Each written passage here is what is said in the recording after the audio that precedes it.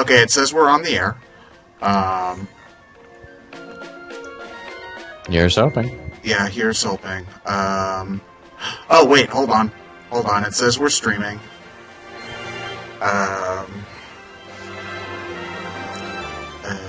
You know, with my connection, the chat will probably tell me before the actual stream shows up on my browser. Oh, okay, it looks like we're good. Finally. Okay. Hey everybody, sorry about the wait. Before we get started, though, I think that we should make sure that everything's working okay. So, how loud am I compared to the game, compared to Lewis and Ryan? So that I can fix this. Unfortunately, for some stupid reason, XSplit didn't want to read AverMedia when I was using my upscaler, so we're using Elgato instead, which is weird. But now we should be, okay, it says we're pretty loud, but, I'm echoey, okay. Oh wait, that's why. Alright, now I should be better, because, Streaming both your microphone and the Elgato's Skype call recorder at the same time? Yeah. Also, my live commentary was using the internal microphone for some reason. It was weird. All right. Now I have two Teds. What? Oh, I can remember. Okay. It takes a while for them to update. Yeah. Yeah. They're Okay, so they're a bit behind. Okay, so apparently the game's loud. I can fix that easily. Alright, Yeah. Alright, so I'm loud, but I still sound like a robot. Okay. Alright, so, yeah. Probably still recording 2 microphones at once. Yeah. Alright, alright. Echo. I'm echoing. The game goes quiet whenever nobody's talking. Alright. There we go. Oh, now it's good. Okay.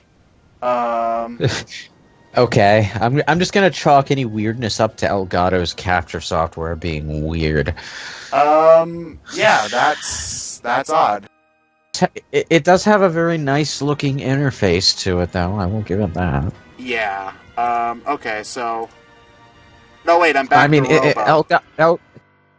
Oh, it's the team... Oh. Just have a regular window. It has to have everything its own style, including the top bar and the menus and everything. Which is cool, but also slightly annoying, because it means you need to learn where everything is. What do you want to hear? Where do I want to hear the speakers? Okay, alright, now I think it should be a little bit better. I'm not sure. Okay, the problem is that whenever I turn you guys off, then but when I turn you guys on, then we sound weird. Yeah, that would be because, I think that's because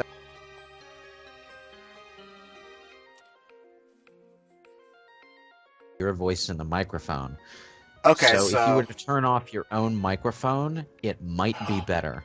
Oh! Ooh, okay, so if I turn off my own microphone by, Wait, I have to have... Okay, so, hold on. I need to find out how to turn off my own microphone, though. I'm sorry, I know that this isn't super exciting, but I just... figure... Okay, how do I sound now? Corona Enigma donated $1 and suggested that we make flour tortillas. I'm sorry, I'd be horrible at making anything that required, even a slight amount of dexterity in the kitchen. So you wouldn't want me working at your pizzeria, let's just say that. Yeah. Okay, set microphone to... Oh, wait, hold on. Actually did... But the, okay, hold on, it says... hold on, it has a little thing, if I hover over it says, Logitech, use set microphone to none in device setting. Set microphone to none in device settings. Okay, alright. I could probably do that. None. Okay, I think now it should be, it should be... because I think now it'll read me good, and then it'll open sound capture, select input for team. Could you guys say something again real quick? Hello, it is Friday. Okay, alright, so I think we might be better now. Yeah. That wasn't me having a delay, by the way. That was just me being slow on the uptake. Sorry.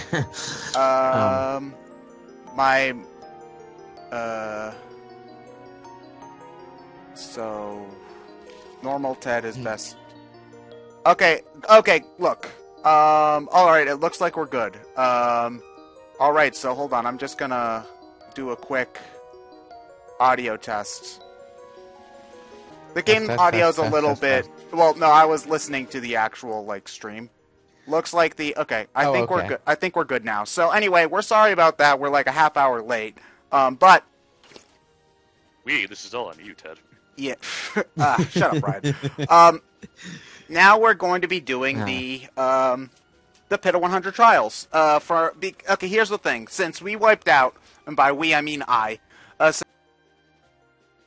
last time, against Chuck, I wanted to take a break from Paper Mario. Not from Paper Mario, from Pokemon. From Pokemon. So what we're doing today is we're playing Paper Mario, the Thousand Year Door, since that actually did not finish that long ago. And we're going to be doing the Pit of 100 Trials, it's something that we didn't do during the commentary. So I'm just going to, after this is done, I'm going to tack this onto that playlist, so people can watch it there. Yeah, people did want us to do it. Explain for the Paper Mario newbies, namely me, what exactly is the Pit of 100 Trials and why should I care about it?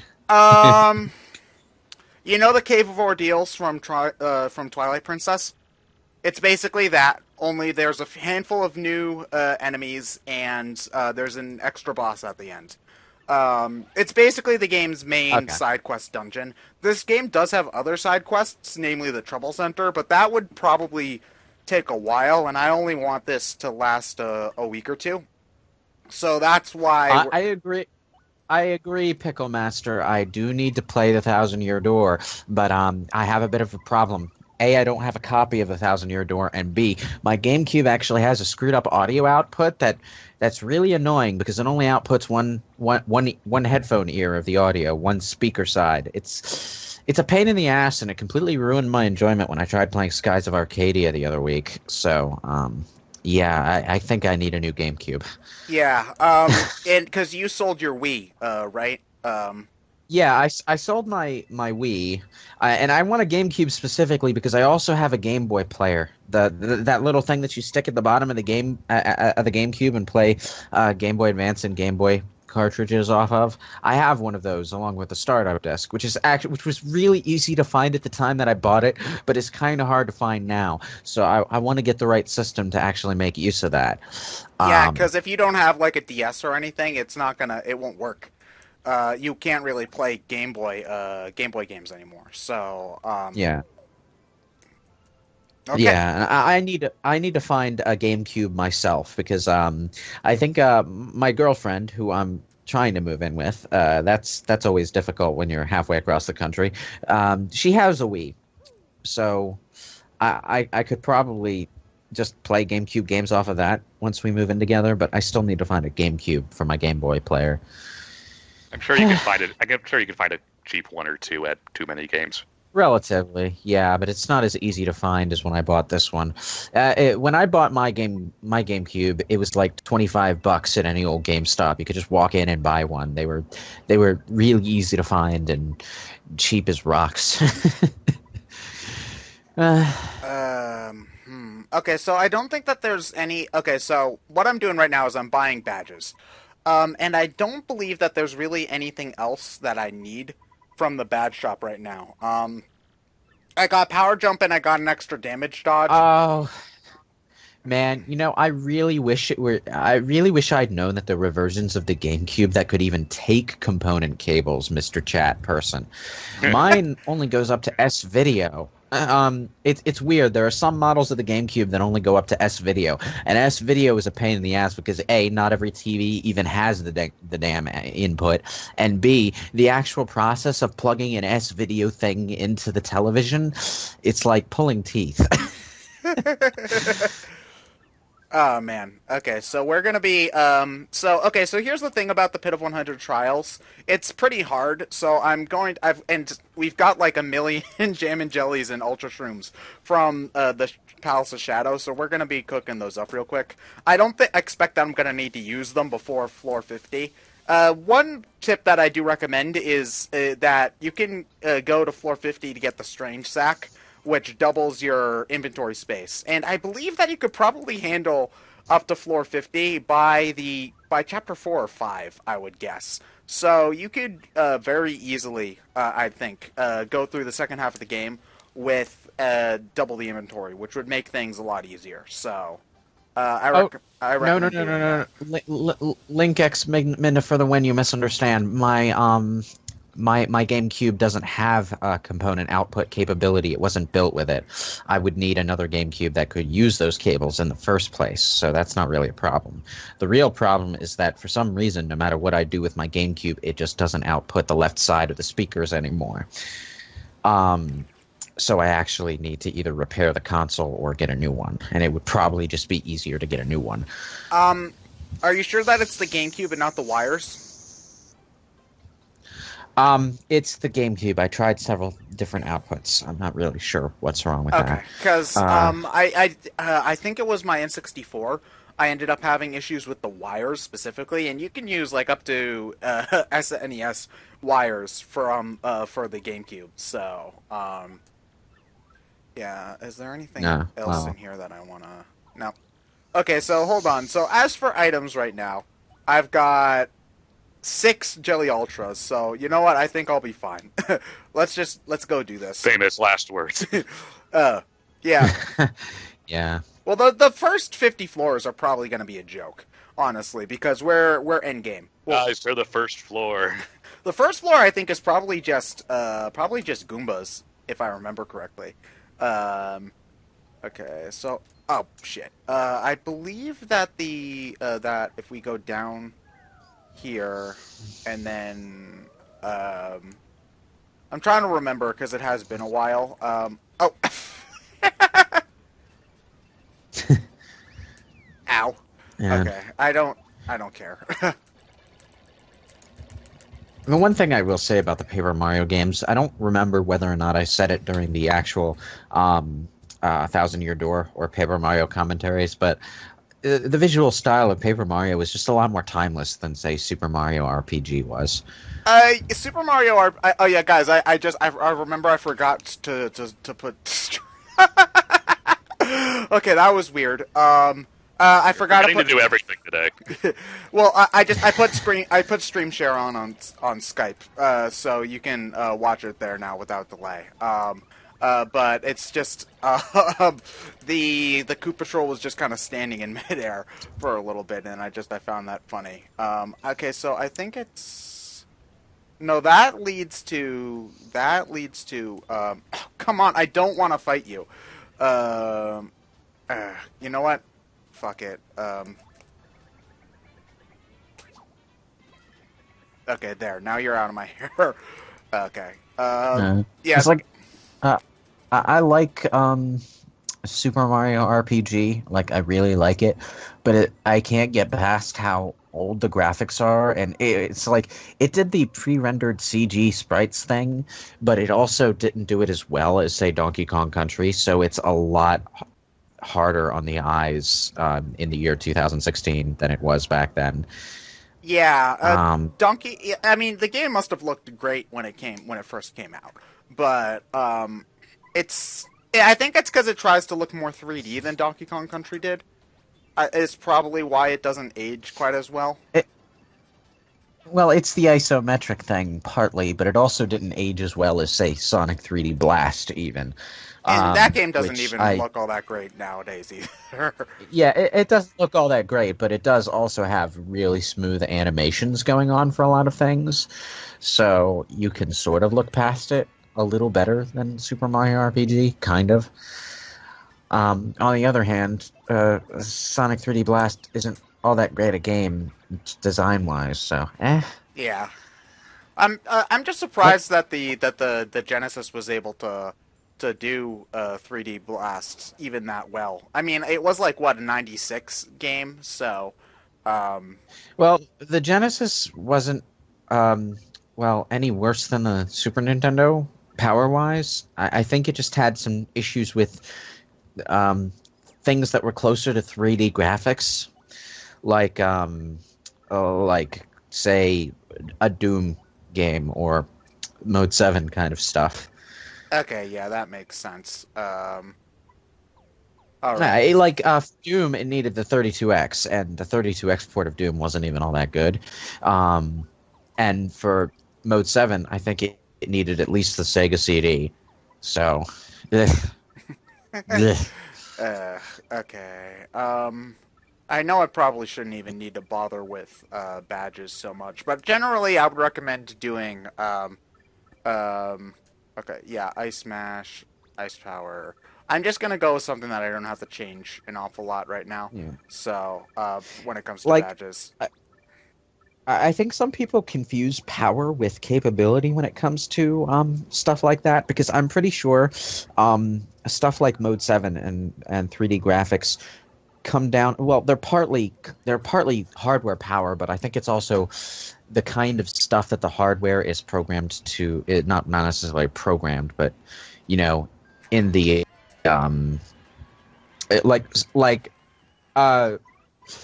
use a more modern example. The NVIDIA graphics cards and AMD graphics cards may be equal in terms of power, but they also have proprietary stuff inside, like NVIDIA's got their Hairworks stuff going on that handles hair graphics. So if AMD wants to do that same kind of stuff with hair animations and physics and stuff, they have to do stuff. They have to put that in their cards. You have a donation they from have Tomac, just real quick. Lewis, do you think you guys would do a Star Ocean or a Wild Arms game first?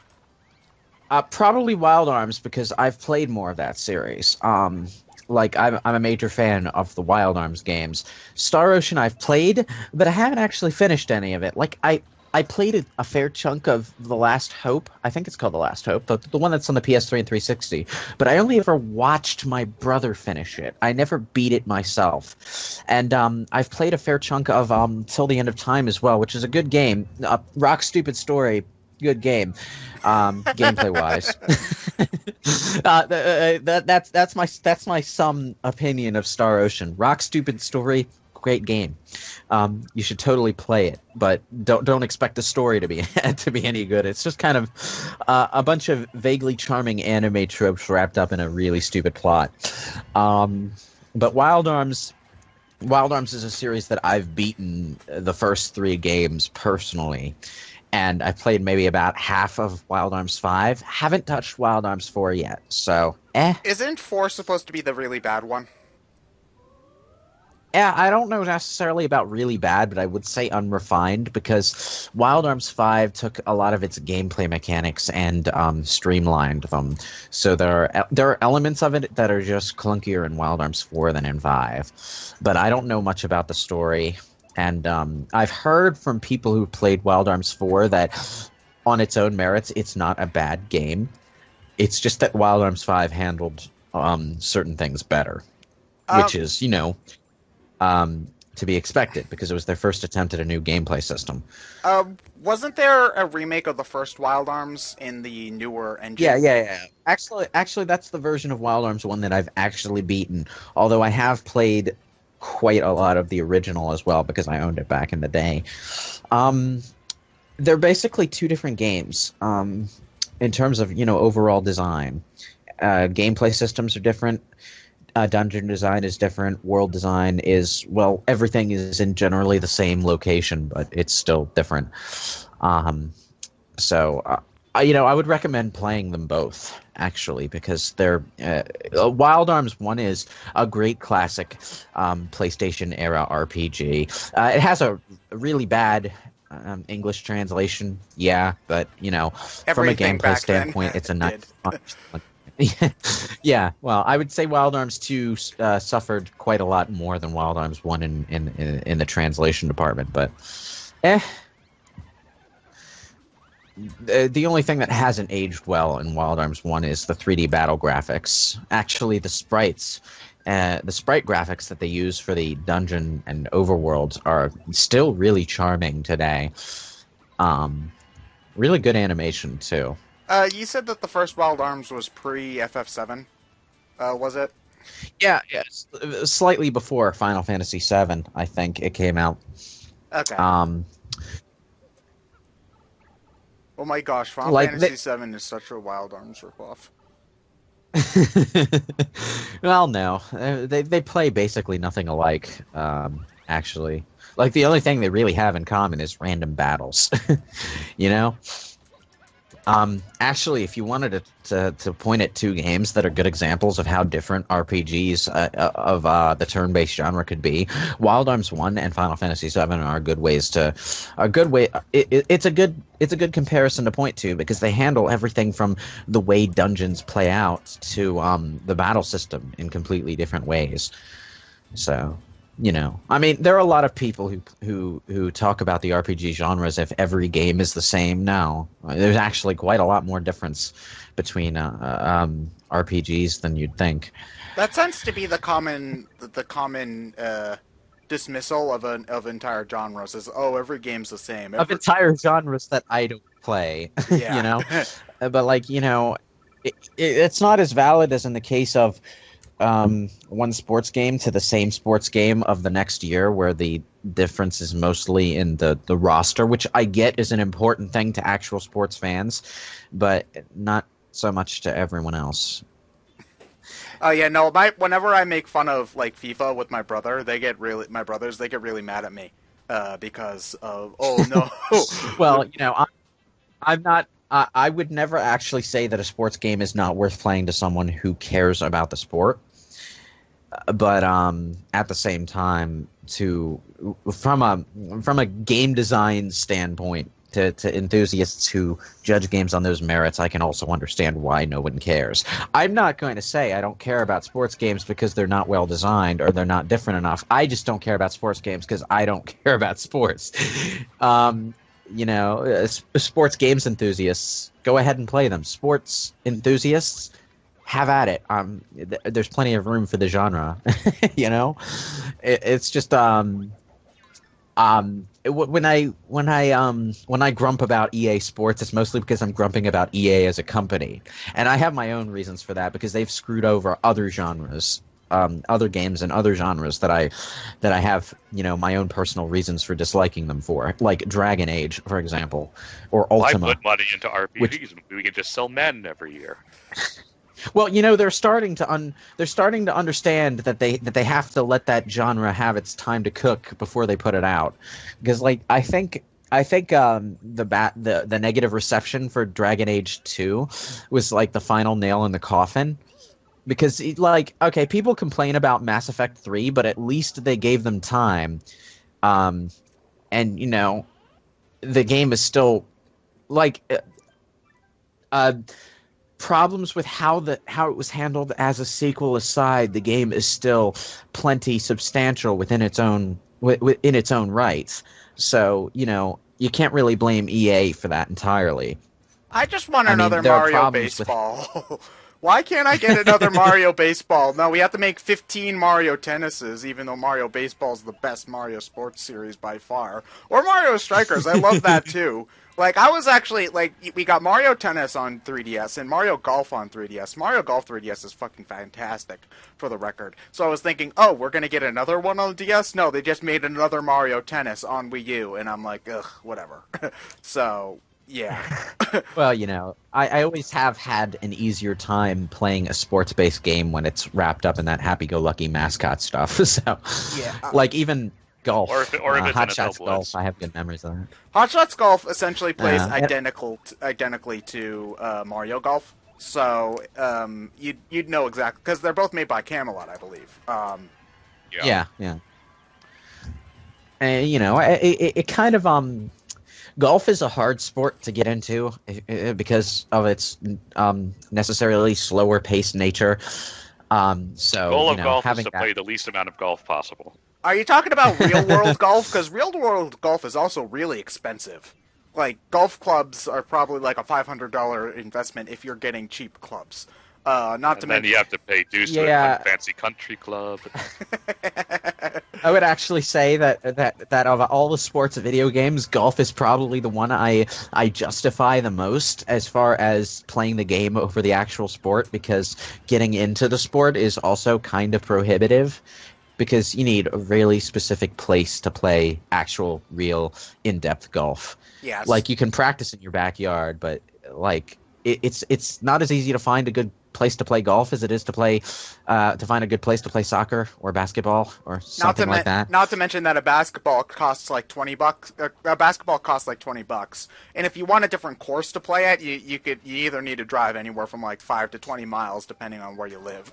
So, speaking of video games, we should probably talk about the one we're looking at. And what are the rules of this place exactly? Okay, well, basically, you're stuck with the items you bring with you. There's like a guy who will occasionally randomly show up in between floors that sells you overpriced shit, but generally speaking, you're only stuck with the healing items you bring with you. And you can only leave, I think you can only leave every 10 floors. I'm not entirely sure about that, though. Let me actually double check. Yeah, you can only leave every 10 I'm floors. sorry. There was a $10 donation that I didn't read out, and it's gone all the way off the chat, so I can't get it back. We do have a donation from Gosei Dai Shogun. Hey guys, here's a little bit for the BSC British Pub Fund. To Ted, good luck on the Pit of 100 trials, and I would hope you get the chance to play Assassin's Creed soon. Oh, Lewis. Man, that's kind of a wrench, being given $3 and then being told, okay, you can't spend this on a sandwich. You have to wait until you take a trip to Britain. Okay. Lewis, Great. if you click on the fan funding button in the chat, it'll show you all the donation comments. Oh, wait. Can it? Where is the fan funding button? Hold on. I don't see one. There should be one, because I remember looking at it. Back on the... hold on a moment. Let me, Store chat. Alright, it's only there when I put the chat in the actual chat, in the actual YouTube gaming window, and it's not showing me other comments. Okay, sorry. I thought it might only be on your end. Yeah, because I got the streaming window up, is also the thing. So, ooh, a life shroom. I'm gonna have Miss Mouse steal that. Yeah, I'm keeping mine popped out so that I can watch the screen share and actually be in sync with whatever's happening. Yeah. Okay, so I gotta beat both of these guys in order to... Okay, I want to have Miss Mouse steal that life shroom, because I actually don't have one of those, and it would be very helpful to have. So we are going to... it should still have it if I kill these guys first, and then I can just have Miss Mouse steal it now. There, okay, yeah, we're good. Yeah, I actually don't get an awful lot of opportunities to use Miss Mouse's stealing ability. Oh, no, I can't because it's a pokey. Shit. Oh, that's such a tease. That is such a tease. Oh man, I'm really upset now. Boo. Yeah. Sucks to be you, Ted. Oh, and now it gets to revive itself. That dick. Okay. Ow. Are we actually going to bring up politics in the chat for a Paper Mario stream? Yeah, just don't. Donald Trump. No. Come on, no. Let's not go there. I'm sorry. It just seems like a really, really weird thing to bring up in a chat for this, even by brain scratch tangent standards. Yeah, because I'm pretty sure that politics is like one of the few things we don't tangent off to most of the time for good reason. Well, apart from passing statements that Trump doesn't know how to not to sound like an asshole, I'd rather stay away from it. Yeah, pretty much. Although Robo-Ted for president is something that I'd like to see. I love Bowser for president, please. That's still the most bizarre but awesome marketing campaign Nintendo's ever done. for the record. It was like one random Mario Party game. They decided to just have Mario for President be the tagline. Hey, Star Wars politics, Blaze Henry, is like the most in-depth politics ever.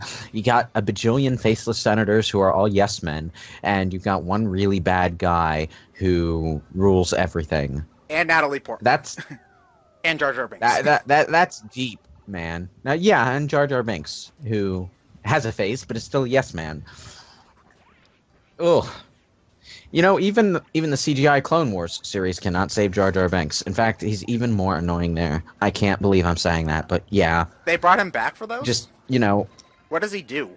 Certain episodes. He does the same thing he did in the Phantom Menace. He's clumsy and he saves the world. And, yeah, it's not all that great. Yeah.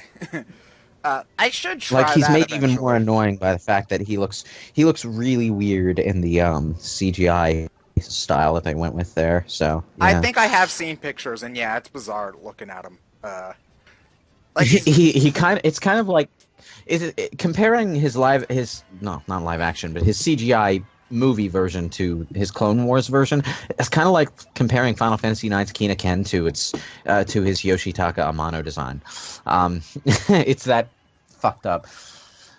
Naku Niame donated $5 and asked when we're bringing back our Final Fantasy. Well, when I'm bringing back my Final Fantasy 14 videos on my personal channel.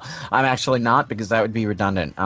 Me and John have something planned for Brain Scratch as far as Final Fantasy 14 goes, but we have to knock out the specifics of how we're going to do that, and I have to pay for my subscription. Yeah. Okay. Oh yeah, because so they've been working on it for the past like couple months, so it's been really in depth. So I really wish I had... John has Oh yeah, the John has a free company for Brain Scratch going now. I wish I could be involved with that, but my subscription time literally just ran out, so I need to pay for that. I would be interested in doing it, but because I did like Final Fantasy, I played Final Fantasy 14 for the free trial period that I had, and I liked it a lot. But unfortunately, just due to time and money, I couldn't keep on playing. So I could see myself picking up back where I left off, but I think I'd be at a relatively low level for the kind of stuff that they'd want to do on stream. Because they were doing like Heaven's Word stuff. They were thinking about doing Heaven's Word stuff. And that's like a good, like, 40 levels higher than what I got, I think. So, yeah, I don't... Oh, good, we're at level 20 now. Okay, so what do we get here? I don't remember. Oh, the Fire Drive. Okay. Yeah, so you basically every 10 levels you get a goodie. So in this case, it's some badges that aren't really too great, but you know it's good to have at the very least. Like, oh wait, oh you're trying to throw a plow block at me. I'm gonna let you do that. Thank you, good sir. But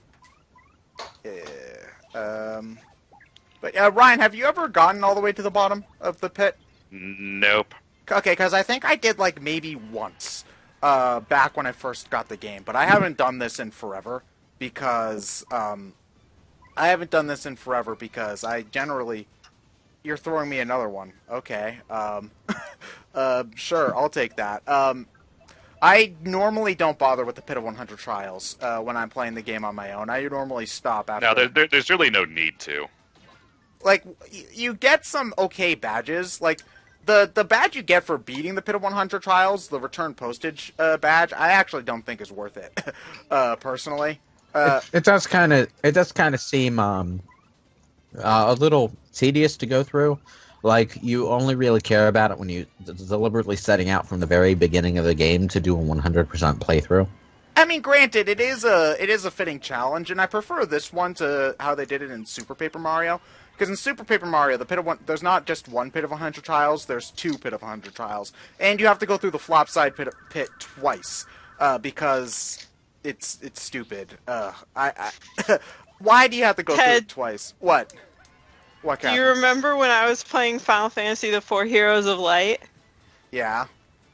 There were four times 100 floor towers that you had to climb with randomized floor layouts, and you had to grind the towers to get certain items because they would randomly spawn, and it was like the best equipment. There's a reason I gave up on 100%ing that game. You can't save scum. Yeah. I mean, I never thought of doing that. I'm trying to remember what there. I think it was just because you got something every time, but I don't know what the spawn points for the chests were, like, as far as if the contents were spawned when you got to the floor. Also, that reminds me hi, of trying to get those special swords for the side quests in Persona 3. In Persona 3, there were specific katanas on specific floors. I think there's like 2 floors per block, 2 specific floors per block where they can spawn. And you need them to complete side quest requests. Just find the item. You get to keep it, but you got to find it, and then you got to go tell Elizabeth that you found it. They spawn in rare chests on specific floors. The rare chests themselves already have a pretty low spawn rate, but you have to know what floors to go through in order to get those specific items. And before I knew that, I went through completely the wrong floors for like hours and hours. You're talking about Persona 3, right? Because I remember that being really annoying. I didn't bother for the most part, if I remember correctly. The funny thing is, I usually get the first one completely by accident. Okay. So anyway, Catherine, how was doing science? It was good. I ran 6 columns, which is a new personal record. No reactions, though, because I had a bunch of columns to catch up on, and then I had to teach students who somehow managed to screw up the easiest things. I don't understand why. But, yeah, it was a pretty okay day. Cool. Okay. So what do you think about Paper Mario, Catherine? Then why are you here, Catherine? I don't know. This reminds me of Lewis, you played Final Fantasy X too, right? Part way through. Oh, okay. Then I'm the not story sure if you got kind to. of. I didn't play it for the story. I can say that much. You played it for fan service, then? I will neither confirm nor deny. I like the gameplay system that they have going on in Final Fantasy X too. It's everything else that's terrible. There's a similar thing called the Via Infinita, which is 100 floors that you go down. A lot of RPGs have this kind of side quest. It's not an RPG, but Twilight Princess, which I just played, has the Cave of Ordeals and the Cave of Shadows for the HD version, which is basically just like 50 combat rooms.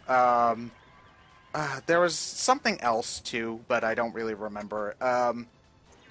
There wasn't really like this in the original Paper Mario, though. It just this in Super Paper Mario. Sticker Star dropped it because even adding a no-effort dungeon like this would be too much effort for the team for Sticker Star. Was it not the same team? No, it was still Intelligent Systems, but they just really did not give a fuck when they made Sticker Star. So, oh God, I hate that game. Yeah. I'm trying to think. There's definitely more RPGs that have done this kind of. You've got X amount of floors and you got to get to the bottom structure, but I'm just kind of blanking. Bravely Default? Bravely Default did have a really long dungeon at the end, but instead of it being just a bunch of combat rooms, it was all made up of chunks of older levels, was what happened at Bravely Default. So, similar, but different in that case. Bravely 2nd came out today, and I have not actually played it yet, because I had stuff to do this afternoon. But hopefully... I need to actually beat Bravely Default before I get into that. And the collector's edition is goddamn ginormous. like it's about the size of a textbook, I would say, and it's because the art book that came with it is actually really really nice. But that's what makes it so big is because it's like the size of a D&D handbook. So Oh yeah. yeah. So Ryan, have you played Bravely Default? A little bit, yeah. Okay. Did you start? Well, it you know, once, I've played a good chunk of the beginning, but I haven't had it. I always get sidetracked when I get into RPGs these days. It's annoying. I haven't even had time to play as much Stardew Valley as I'd like. Yeah, I have Bravely Second on order just so I can have it when I eventually finish Bravely 1. Bravely Default is a good game. The big problem, and this is probably something you've heard a lot before, is that So moving on then. it's the end game pacing really slows down. Although, at least from Ash's Game Explain review, he said that the pacing was good all the way through. So I'm really glad to hear that because as much as I love that game and defend it, because a lot of people kind of shit on Bravely Default for some reason. So I am really glad to hear that the pacing is better in the sequel. Although from what I've played of the demo, the music isn't anywhere near as good, which is a shame because Bravely Default has, I think, one of the best RPG soundtracks ever made. So. Did they get the same composer, or did they get no. someone different? No, they didn't. Revo was the guy who did Bravely Default. He's the guy who wrote the Attack on Titan openings. And I don't even remember the name of the guy who did Bravely Second, but I think he was part of a different Japanese rock band. So yeah. Did I ever, Catherine? Did I ever show you the Bravely Default remix of the boss battle theme from 4 Heroes of Light? Yes, and I loved it because I was fighting. That was around the time you showed me that when I was playing the game, and you showed me like the fact that you fight the demon bosses in Bravely Default, and I thought that was really cool. I'm very interested in playing Bravely Default. I haven't had a chance yet, but especially because I played Final Fantasy: The 4 Heroes of Light, and while I think it was mediocre. I don't think it was particularly good. Like, I think there were things I liked about it, but there were a lot of problems. So I'm interested in seeing how Bravely Default kind of built on that. Well, you were invested enough in the game to beat it, like, near 100%.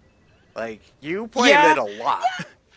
I know. I mean, I'm like that. Like, if there's a game that I feel like completing 100%, I'll do what it takes. And it was just a fun game to grind. Like, it was just a nice thing to do, like, when I got back from lab, just turn my brain off and just mash the A button. Phantasy Star. I like that series. I need to play. I haven't had a chance to really. Yeah. It's but you know, what bugs me is that a couple of the older Phantasy Star games got sprite-based remakes on the PS2, but they weren't released over here. The only way to play them for us English-speaking folks is like with fan patches on emulators and stuff. Because I was going to say, I really like one the problem, PS2 remake of the first game. One problem with the PS2 is it's region locked too, so you couldn't even import it and just try to get through without knowing the translation, because that, like, you know, that's one option for some games, but PS2's region locked, unfortunately. There was also, I think, a PS2 remake of Dragon Quest V. I think as well that I was I mean, granted, I've got the DS version, which is fine for me, but it's just I'm just very interested in learning more about Dragon Quest V because that's an underappreciated game. Zap Tap! I forgot you got that in the Pit of 100 Trials. Okay, then it's definitely worth at least going. The first two Phantasy Stars, Man Out of Time, are pretty good. It's just that they're also archaic, so that, you know, your mileage may vary on how easy it is to go back to that, but the PS2 version of Phantasy Star 1 is designed much more like Phantasy Star 4. So, in that sense, it's easier to get into. I've heard a lot of good things about Phantasy Star 4. Like, I've heard fantastic things about it. So, I actually think I own that on Steam, maybe. So I should give it a shot one of these days. But I've got too many other games to play. I own the first 4 Phantasy Stars on a Sonic's Ultimate Genesis collection, which at first glance only seems to have the first 3, like the last 3 rather, 2 through 4. But you can actually unlock the first game through achievements and stuff for the Master System selection. Yeah, you have to unlock the first game. That makes a whole lot of sense.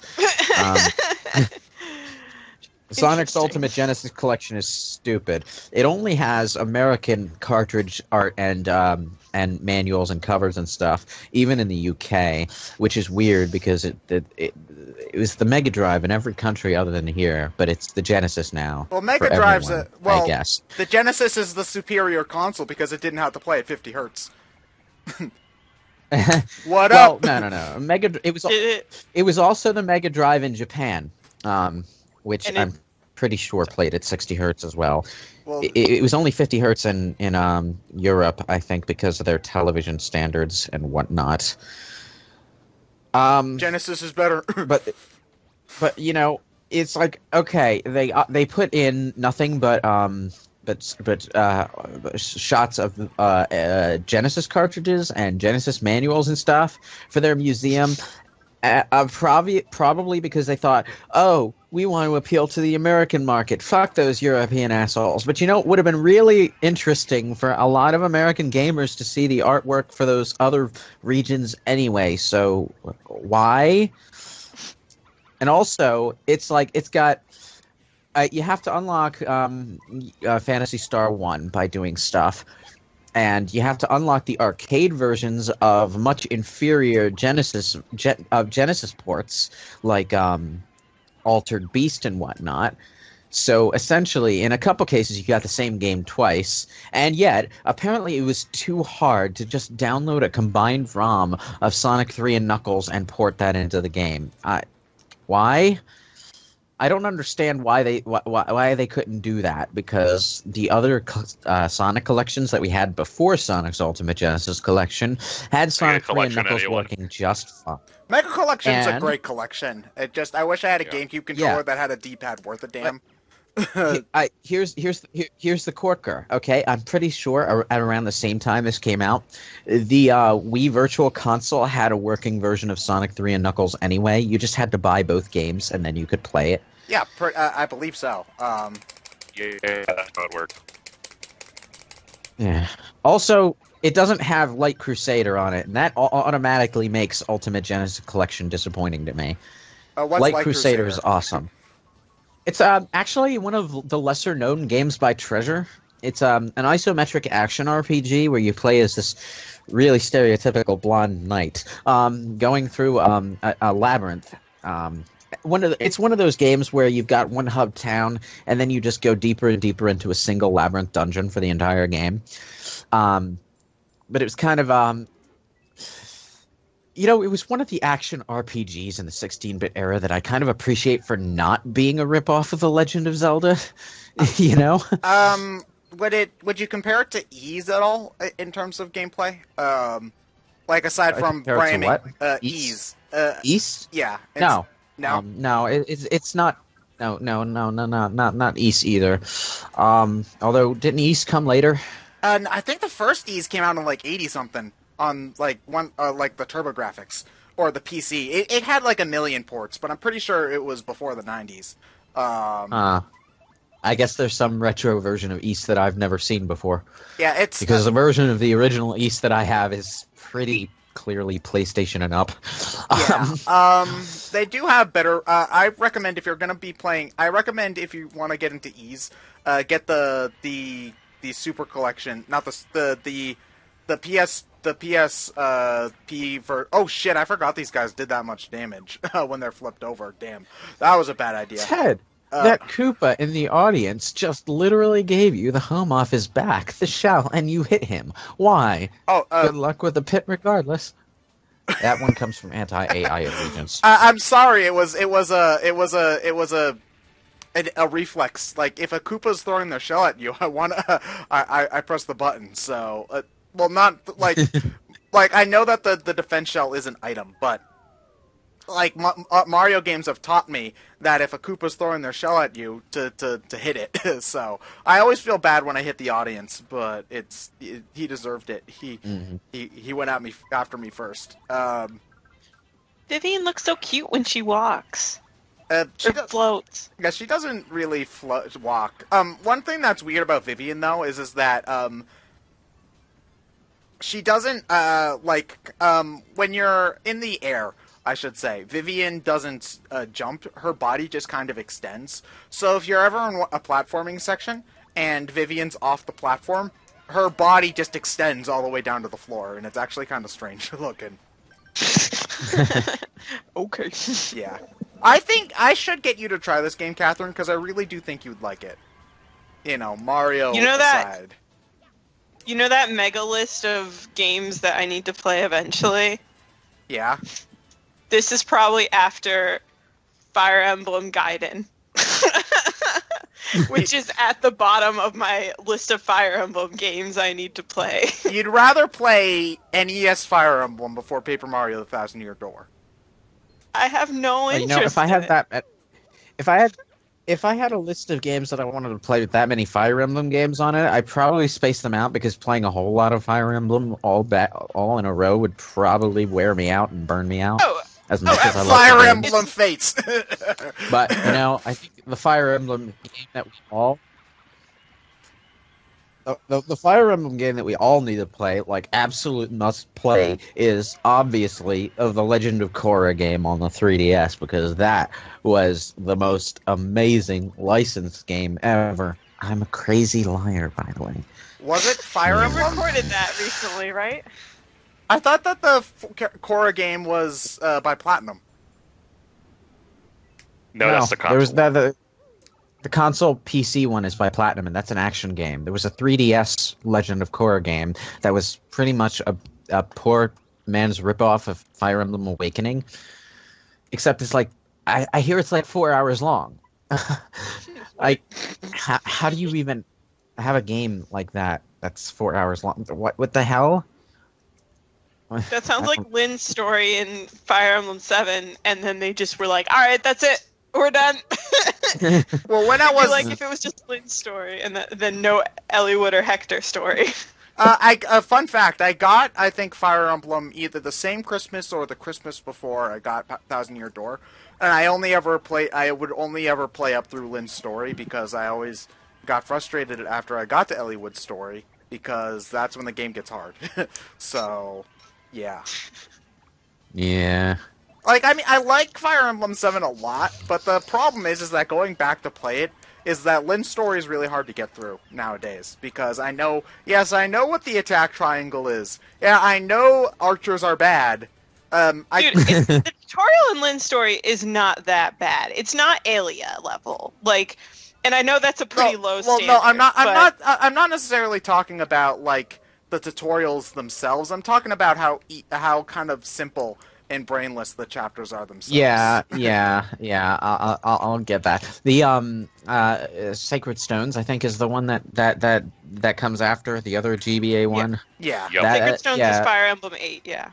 Yeah, the beginning of that game is a lot better paced, whereas it's kind of like Fire Emblem, whatever one that was when it wasn't in Japan, when it wasn't in America and just called Fire Emblem. Whichever one that is, it's kind of like it was designed for people who've never heard of strategy RPGs before. To be fair, that's kind of what it was, Lewis, because my understanding is that Intelligent Systems doesn't help that the decided... graphical style in that game is also so really, really simplistic compared to other strategy RPGs. I think they were using the same engine. So when you just have this one screen battle against three bandits, it's not engaging. I didn't mind it. It's I love the sprite animations for the battles I can Fire Emblem. I can get into the game. It's just a slow burn at the very beginning. Yeah, I guess. I mean, if you really want a challenge, you could play Lynn's story on hard mode. Can you? But when you're playing the game the first time, can you switch back down to normal mode when you get to Eliwood? Because I think I remember. No. Yeah. No, Wait, you can't? No, that's I only. don't think you I can. thought you could. I think that's only No, I if don't you've think you already can. beaten the game, because the game.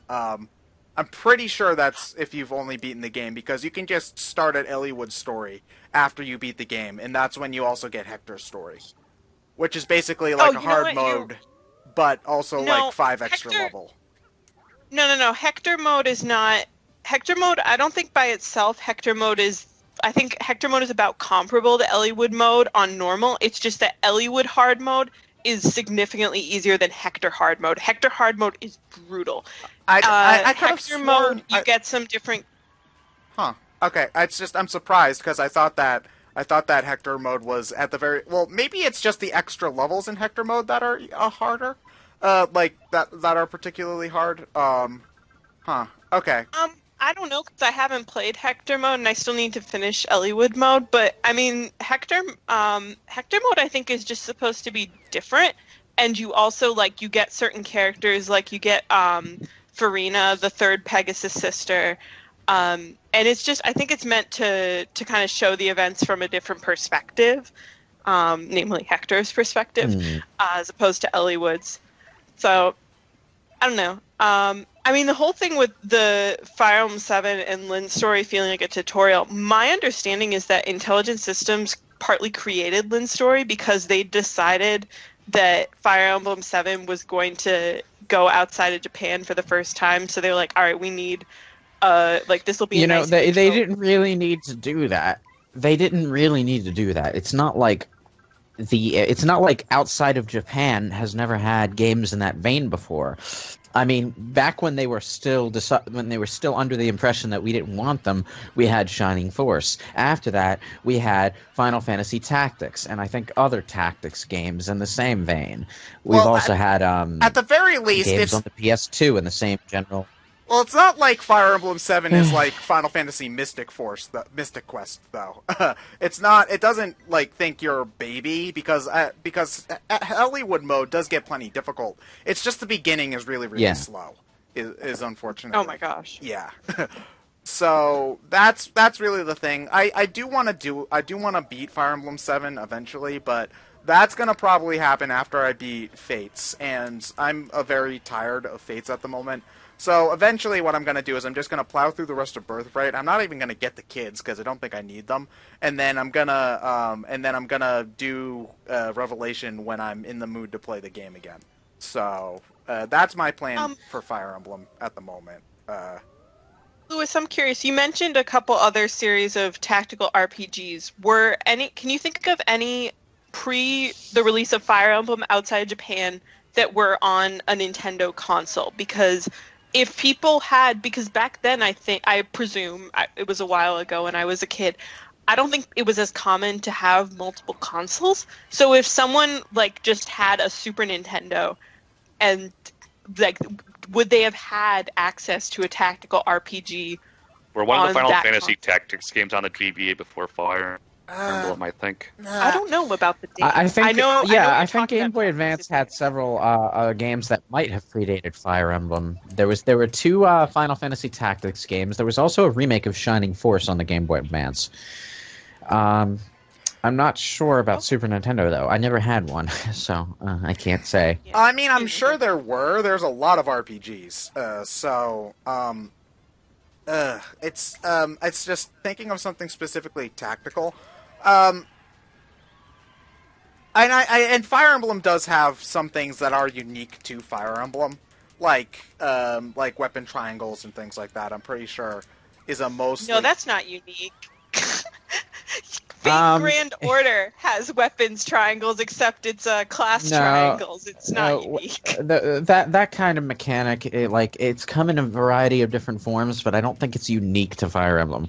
I think Shining Force might have done something like that in Shining Force 3. I wouldn't know. I never had a Sega Saturn, and trying to get an emulator to work. Isn't Shining Force 3 the game that has 3 different games in it? Or something. You mean like Fire Emblem Fates? No, it's difficult to explain. We only got Scenario A over here in the West, and they rewrote the ending to make it seem more conclusive. But Okay, during scenario A, you're making occasional choices that get saved to your save file, and there's this one character that happens to be in the game who is not the protagonist, and you lose him partway through the game. Scenario B takes place after that. You're playing as a different protagonist, but that one character comes back, and you have him for a while, and I think you lose him again, or he goes away, or something happens. He's not in the game anymore. And then scenario C happens. That one character is your third protagonist. Hello. So, and yeah, occasionally certain choices will be saved to your save file, and they'll transfer from one scenario to the other. Like, I think you can recruit one of the most annoying early game adversaries to your party during the third scenario if you don't kill her. What was her name? Spyro? I think it was Spyro.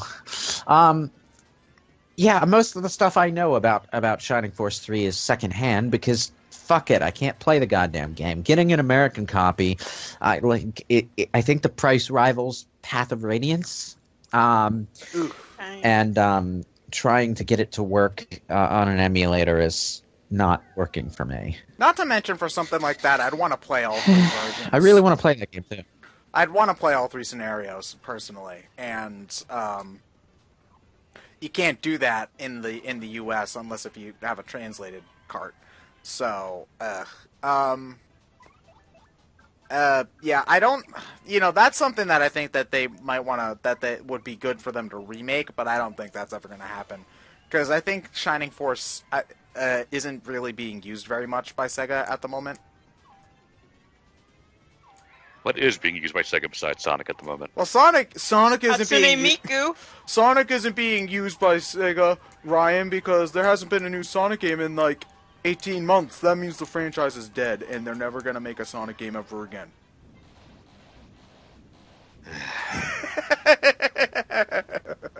Oh, someone, by the way, before I forget, a couple people in the chat pointed out Tactics Ogre was on the N64 and stuff. So there were, I guess, tactical RPGs other than Fire Emblem that already were on Nintendo systems. Tactics Ogre came out in the US, right? Because I believe it's Tactics Ogre, Paper Mario, and Quest 64 are the only RPGs on the N64. I don't know. We all know how great Quest 64 is. Oh man, it's the best RPG ever made. You could just never beat. You should watch Pro Jared's review of Quest 64. It's one of his earlier ones, but it's really good. So.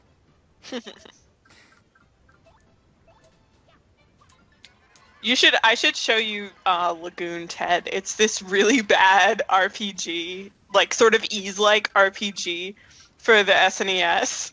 And there's this speedrunner, PJ, who's amazing, and he did a speedrun of it. He's actually speedrunned it twice for Games Done Quick, and it's so bad. It's, amazingly bad, though.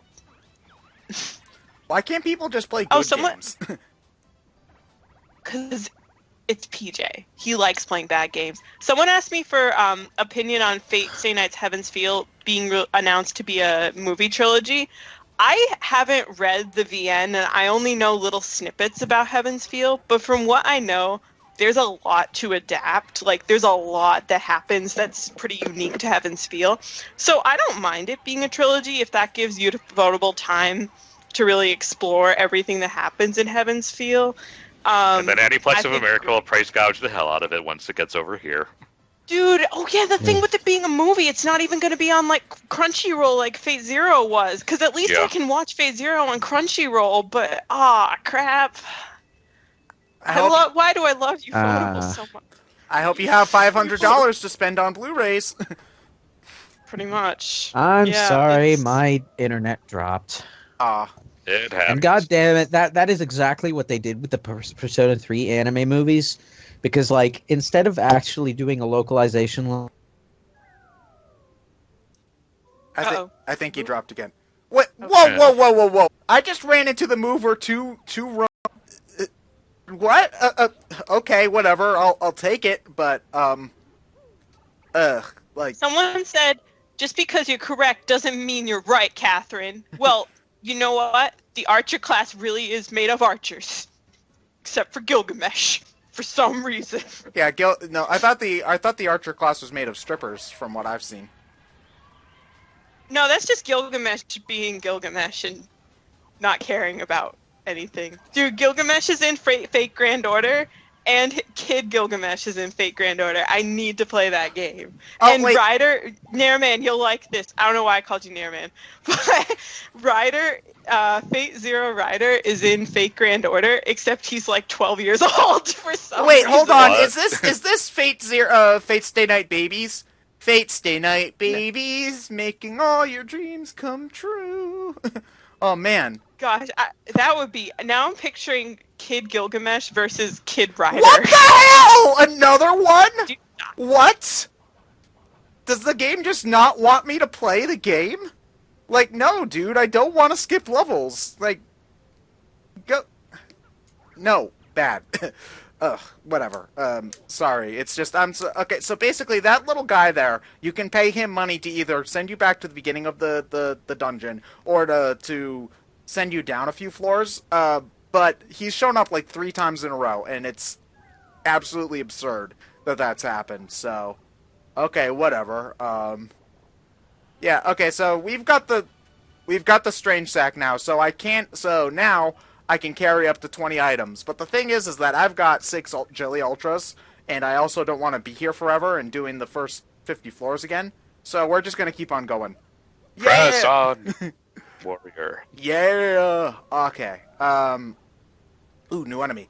This is the point where the game gets a little bit, where the pit gets a little bit harder. I'd say after Chapter 5, you could probably handle the first 50 floors, no problem. So I'd recommend doing it then. Doing it then, so that you can get more, what's this called? So that you can get the strange sack, for the end game. But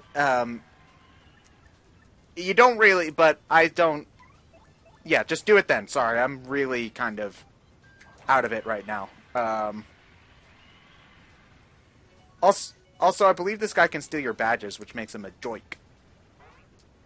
Can you get him back if you beat up his face? Yeah, pretty much. Also, you could beat up the rest of him, and I'm pretty sure you can get him back still. So, this is such a fun game. I love Paper. You know, one thing about Paper Mario: The Thousand-Year Door that I appreciate over the first Paper Mario is that whenever I'm playing the first Paper Mario, it always takes me a couple minutes to get back into the groove with the action commands. Like, it always takes me a few fights in order to get readjusted, but I can go back to Thousand Year Door and never miss a single one, even though I just missed a stylish command right there, but whatever. Okay, guys, I'm going to have to duck out at this point because my internet connection is majorly on the fritz, and I don't want to be popping in and out, making things uncomfortable. Okay. Alrighty. So, I'll see y'all later. Okay, have fun, dude. We'll miss you. Later. Okay, cool. Oh, wait, I guess that means we're Lewis-less now. I don't know how we'll be able to go on, I suppose. I don't know. Oh, no. Ryan, have you been watching any? What have you been watching for anime this season? Anything good? Let me look at my list. I mean, it's only like up to episode 2 and everything, so it's hard to tell. Yeah, yeah. But anything from like the big players or? Let's see.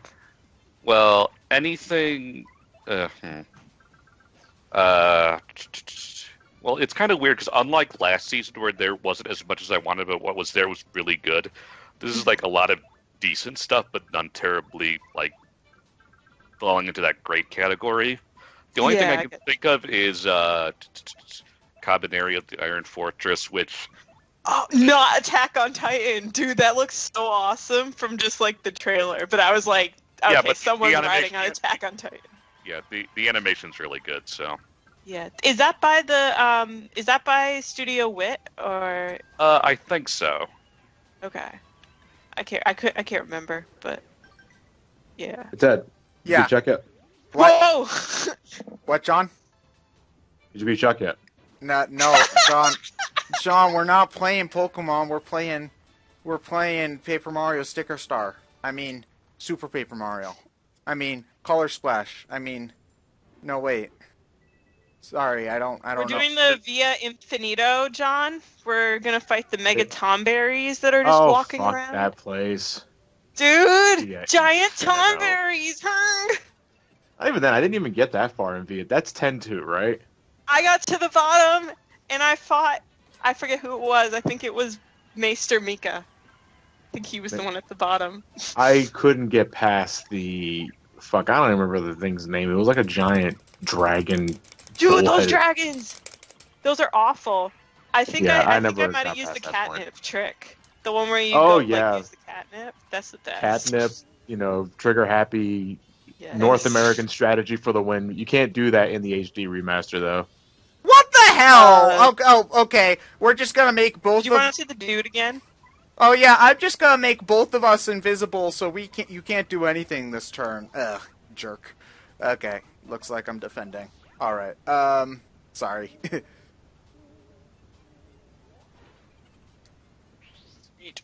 So John, I thought you had like shit to do. Yeah, I am. I'm on the phone. Oh. Why are you on the phone? Because it's easier to get to my headset, which is locked away in the closet. Hello, police. I would like one pepperoni pizza, please. This isn't Pokemon Nuzlocke. I want my money back. Is this the Krusty Krab? On that note, are you guys Team SpongeBob or Team Patrick? Team SpongeBob. No, just Team me. Team Squid Kids. Yeah, I was like, where's Squidward? Isn't he the obvious choice for the Splatfest? It should have been SpongeBob versus Squidward, yeah. Like, I'm just surprised that they went with that, just in general, because, like, I guess they saw all the memes, I don't know, it's just such a bizarre choice. I mean, granted, like, it's really, in concept, not that much different from Autobots versus... Decepticons. Yeah, like, in terms of, like, getting the deal done and whatnot, but it's just kind of bizarre to think that they actually did it, so, yeah, I don't know. Yeah, you guys see the fan art of one of the Squid Kids doing the interpretive dance that Squidward did? The official Splatoon Tumblr posted that picture of Mr. Krabs with all the wavy lines. It's just like, which team do I pick? It was like, woo. You see, Catherine's being silent here because she neither plays Splatoon or watches SpongeBob. Like a pleb. She's writing an essay on why everyone should be Team Squidward. No. Why don't you like good things, Catherine? Oh dang! They got to that arc of Sailor Moon Crystal. I'm just reading Annie chart because. Yeah, they're on the outer Senshi now. Ah, sweet. That's like awesome. Oh, what cool. The heck is an outer? I just wish I heard that. That's like the outer planets. Uranus, Neptune, Pluto, and Saturn. So there's gonna be cousins now. Yeah, I love cousins. Yeah, fucking cousins. Yeah, they are fucking cousins.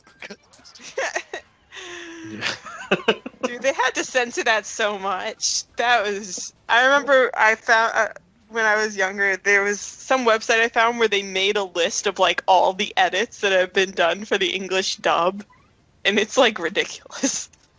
There's just this one part where Michiru, or Sailor Neptune, is coming out of a pool, and it's just a shot of her butt, and they just had to censor that, so she just like teleports out of the pool. It's really weird. What about the talent competition? Oh yeah. Wait, hold on. What's up with this talent competition? They're doing a play in Japanese. One of the popular girls says she should be the main part because she has the biggest boobs. But then in the English dub, she says, "I have the most talent," so talent equals. Nice. Oh man. Yeah, I never really watched a ton of Sailor Moon, so I don't have a lot of attachment to it. I should not have taken that long to do that action command. I don't have a ton of attachment to Sailor Moon, but apparently... Is Crystal good or not good? No. The first. Well, do you like gold or silver? What? The first season's pretty bad because the animation's pretty awful. Season two gets better. And from what I hear, season 3 is pretty good so far. So the criticism I heard about Sailor Crystal, the animation definitely has some issues, and they definitely cut corners. The issue I heard was that the original Sailor Moon was very much a Monster of the Week type format, where doing that. It was Power Rangers for girls. Yeah, doing that kind of built-up character for each of the supporting Sailor Scouts kind of got some character because, maybe it was like, oh, a friend of Ami's is the one who's getting attacked this week, so we learned some stuff about Ami. And then in the new one, it very much focuses a lot more on the romance between Endymion and Serenity, or Sailor Moon and Tuxedo Mask. And that's more of a reflection of the manga, honestly. But because of that, go back and read the manga is really straightforward and kind of dull, actually. Yeah, and you lose. From what I've heard, the characters of the supporting the Sailor Scouts just get kind of like pushed aside. It's like, oh yeah, Sailor Moon and her posse. They're just there to fire off attacks every now and again. Yeah, and so that's kind of disappointing because I liked the other Sailor Scouts, and I don't care very much about the romance between Sailor Moon and Tuxedo Mask, because I don't really like Tuxedo Mask, and I don't really like Sailor Moon. Screw Tuxedo Mask. He does nothing. Nothing. Throws roses and runs around. Gets kidnapped in the first season. He gives Serena the strength to fight. What? Yeah, she gives. Yeah. What are you, stupid? Okay, not everyone's a Sailor Moon master and wastes their time watching bad animes. Okay, Catherine? Alright? Hey, first of all, I'm not a Sailor Moon master. Second of all, I waste my time. I wouldn't call Sailor Moon a bad anime that I waste my time watching. I waste my time watching really bad anime like Seikon no Quasar. Well, okay, that's like the one bad anime you've watched, alright? Rail Wars. Yeah, Rail Wars is pretty bad. Rail Wars was pretty bad. Although if you want to watch a show purely for bad animation, watch the Ace Attorney series. But Zing. I still have not watched that, okay. So I need to watch that. The animation is pretty awful. To be honest, I'm not surprised considering the subject matter, but it's still pretty disappointing. Ryan, are we talking first season Higurashi bad, or like better, worse? Because first season Higurashi, for as much as I love Studio Dean, first season of Higurashi had some really pretty bad animation moments. Like go watch the Ace Attorney anime opening and look at that.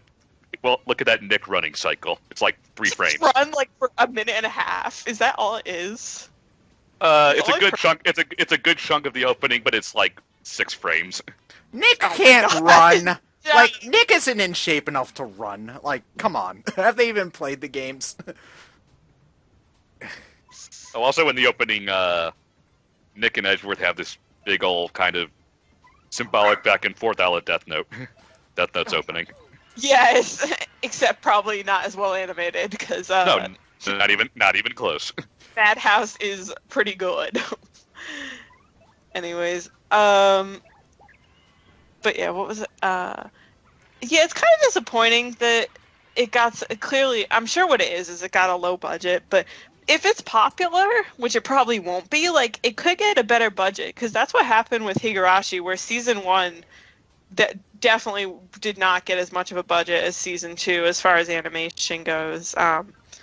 Fortunately, they did pretty well on the music for both of them because they were working based off a visual novel, and they just adapted the soundtrack from that. So, yeah, it's more probably just because it's licensed and there's like no real action in the series. It's just people talking the entire time. But there's dramatic finger pointing. Yeah. Like I'm still like it might still be good regardless of the animation being bad. It's literally just following the first game's plot so far. Okay. Yeah, that's fine. Yeah, the first game has a great plot, so I'm not. I'd be. Yeah, but we already got the live action movie. The live action movie is great. Don't get me wrong, but it's also a very different interpretation of the game world. So I'm interested in seeing something a little bit more faithful, I suppose. Like, again, I don't have any issues with the Ace Attorney movie. I think, personally speaking, I think it's the best video game movie ever made. Not like that's hard, mind you, but, you know, still, credit where credit's due. But yeah, I need to watch it. I don't have Crunchyroll, so I've been, You don't need a subscription to watch it. Oh, but it's a week later, right? Yeah, so I think only like one episode is up at the moment. So I think I might start this weekend once episode 2 gets uploaded, so that I have something a little bit, so that I have more than one episode to get an opinion on. Because I think I've heard the first case is just one episode, which I'm honestly not surprised. Yeah, It is. It is. Okay. So what I'm hoping that the rest of the cases get a little bit more time, or at the very least, like Kind of. kind The of. second episode was just it was Mia, right? Yeah, Mia. She dies. Mia gets killed, and then Nick talks to Maya, and that's about it. Okay, well then that's probably better, because I think that's about half of the first investigation, I think. So that would be good, because what I really don't want them to do is to rush through the first 3 cases and then have case 4 be like 5 hours. So Find out next time on Ace Attorney Anime. well, But what is the prosecutor's trump card? Next week. figure who will be called to the witness stand? Find out next week on Will Powers Gets Called to the Witness Stand. Will Mia Fey bite the big one, and then showing a picture of her dead on the floor? Yes. Well, I guess that answers that question. Ugh. How far are you into the pit? Ted? Hold on a moment. Let me check the sign. Definitely past floor 50. Floor 59. Okay, so yeah, we're getting our floor 60 goodie right now, which is 460. Yeah, hold on. This is double dip. Oh, interesting. I forgot that you could only get that in the pit. Let's see what this. Oh yeah. Final Fantasy VII lets you do that naturally. Eesh. Oh yeah, so the farther you get into the pit, the more expensive this guy's items are. Because look, 105 coins for a super shroom. Yeah, okay, whatever. I've never actually seen this guy, and I've never seen both of these guys on the same floor before, though. So that's actually really interesting. Yeah, I don't need to heal, so let's go. I was considering going back out of the pit to stock up on items, but I'm already on floor 70, and I haven't used any one of my 6 Jelly Ultras, and I've actually picked up a few items from enemies, so I think we'll be fine. Although this is, I think, the point where they start doing really hard enemies, because, oh god, this is a version of Lakitu that we've never seen before, and now they're introducing level 8 enemies, so chapter 8 enemies, I should say. So this is, I think, the part of the pit where they expect you to be post game. So it really kind of stacks up from here. It attacks by throwing pipes at you. I don't remember that. If it holds up a pipe when you jump on it, you'll get hurt. Wait, pipes? What? That's just bizarre. Okay, whatever. What's Ponytail's name? I can't remember. Goombella? The Goomba. Goombella. Oh, that's her name? Okay. Okay. She's kind of cute. She's pretty cute. She's got a funky cat. She's an archaeologist. Do archaeologists normally know things How does she about dig with no hands? Oh, Goombas are He believes. Goombas are telepathic. Have you ever played Mario baseball? Yes, I have. Yeah. The bat just Wait, they floats play there. they play Good point. baseball? Yeah, Yeah, the bats the and gloves bat just just floats there. float there. I'm just stunned. So is the Escu Spiny there to just like nuke you when you get to floor 100? Just when you think about it to win, it just nukes you? Probably. And suddenly Culex out of nowhere. Did you like me the first game? Now I'm back. Who's Mr. Grabby behind the Lakitu? That's a dark wizard. They're one of the last enemies you fight in the final chapter. Ooh. They're also not based off of any Mario enemy before this, as far as I can tell, which is why they're really weird. They're not normally that big. It just used an ability to get that big. Ah, shit! That is the second time I fucked up Earth Tremor today. I should be ashamed, but I also haven't played Paper Mario in a while, so I'm not that ashamed, personally. So, yeah. Yeah, because, like, normally, if I were going to be doing this, I'd do it after I beat the, I'd do it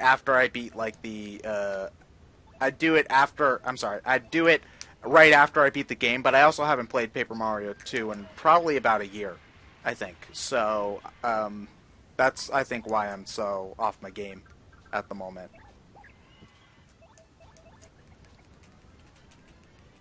Catherine, I think you'd like this game because, what? You can't... Oh, man.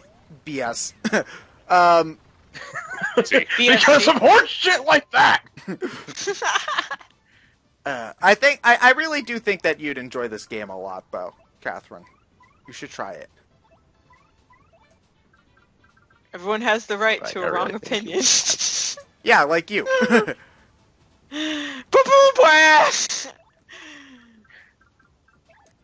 Anyways.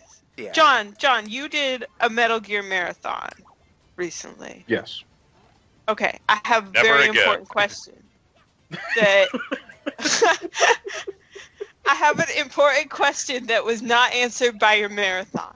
Alright, so at the spoilers for Metal Gear Solid 1, at the very end of the game, Ocelot says that Solid Snake was the recessive gene clone thing, right? Yes. Okay, so why is Liquid Snake the one with blonde hair? Because Kojima knows nothing about genetics. Kojima knows science.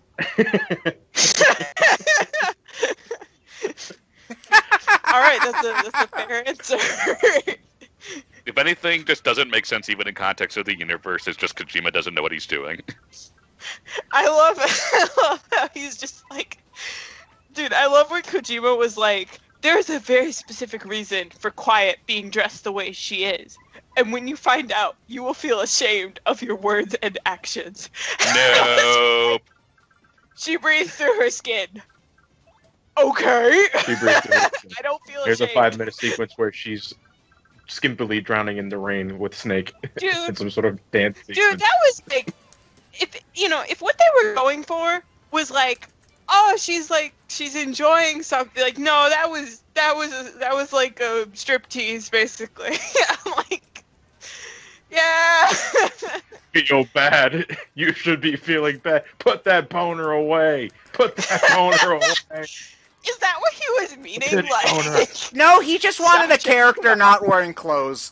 And I mean, it's Metal Gear, so a character could just not be wearing clothes anyway, and nothing would have really... Oh, come on! Okay, well, I'm kind of boned. Nipples are kind of jinxed. but the kind of disappointing thing is like in Metal Gear Solid 3, you had Eva who was stripping, but that was because she like really liked Snake for multiple reasons, both in character and, Spoiler warning, that's how she was. She was raised to be that femme fatale to distract men. Yeah, and it was also the whole James Bond thing. And with the boss, the boss was like completely covered up until the very end. And when she did kind of expose herself, it was both like physically, but also sort of emotionally. It wasn't like, oh, I'm stripping from a final battle. It was like, laying herself bare, emotionally. Look at my boob, Snake. There's a snake scar in it because I love you. That was Kojima is really heavy-handed. Snake, I once had this weird dream where the entire town made out of shit. What? Is that a... Okay, I was gonna ask, is that an actual codec call? But Yep, of course it's an actual codec call, because... Yeah, that's a real codec call. I haven't heard that one.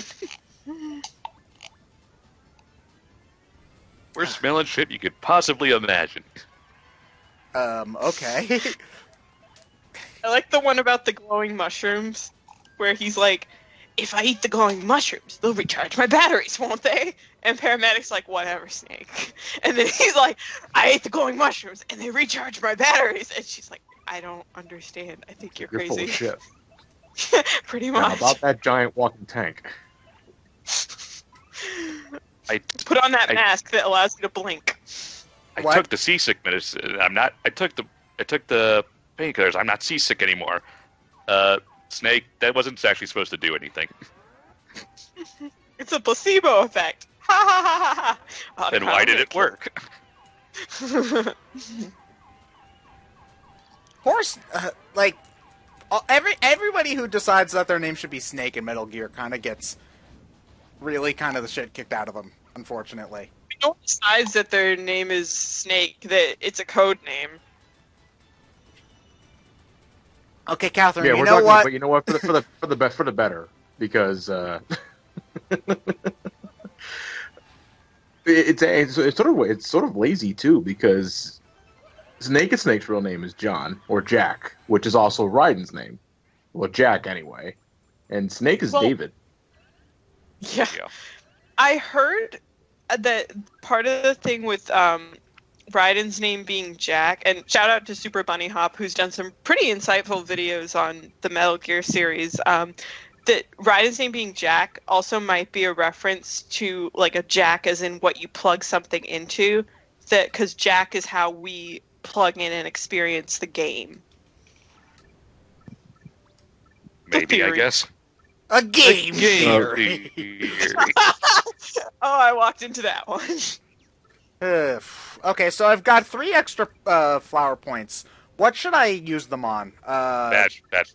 Oh, that's what I meant. I've got 3 extra badge points. I'm thinking I want to do damage dodge partner, and I've got 1 extra. Oh, no, I don't think chill out would be necessary. What do you think I should do for my last 1? Upside down L emblem.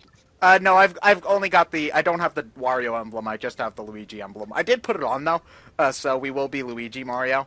But You mean Mario and Luigi's clothes or Luigi Mario? Shut up. See, look, now we've got one of my favorite subquests in this game.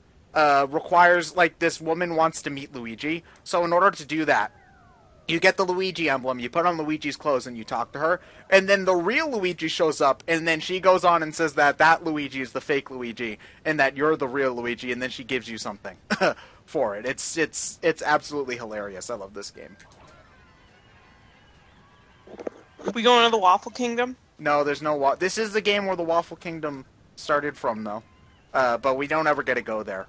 Also, Luigi is very bad at doing adventures. If you've if you've read his adventures in the Waffle Kingdom, like, pretty goddamn terrible, actually. I'll wait for the live screen adaptation. Oh, from the adaptation of the book, which is an adaptation of a true story. Yes, Based on a true story. The heartwarming journey of one Italian plumber. who's not really from Italy or America, But- for that matter. But he says he is. But he says he is, and that's all we need. Star Remember, it's based on a true story. We can fudge things a bit. John Malkovich stars in the journey that will get you crying, laughing, and also maybe shitting your pants. Luigi, Tales of the Waffle Kingdom, coming to theaters in 2000 XDX. Suck it, Malkovich. Oh, this Who's guy. the director? Oh, this guy. Probably so. Oh, I forgot that they. Luigi in the Waffle Kingdom, because you can't spell waffle without wah.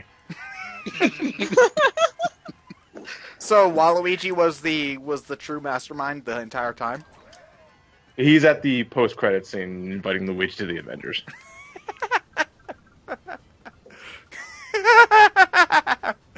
Oh man. Although that did get me thinking a little bit about something else I would want, though. What was that? Instead of the next Mario and Luigi RPG, what about Wario and Waluigi as an RPG? That would be Same the style, best. but with those characters. That would be the best RPG ever. Honestly. Oh shit! I chose the wrong time to charge. Oh, definitely chose the wrong time to charge. Ah, damn it. Okay. Shit. First things first, we're switching off of... I forgot how unforgiving this place can be at points. Well, it's the optional dungeon. Yeah, that's true. I guess Goombella's probably the only real option we've got at... Hold on, what items do I have?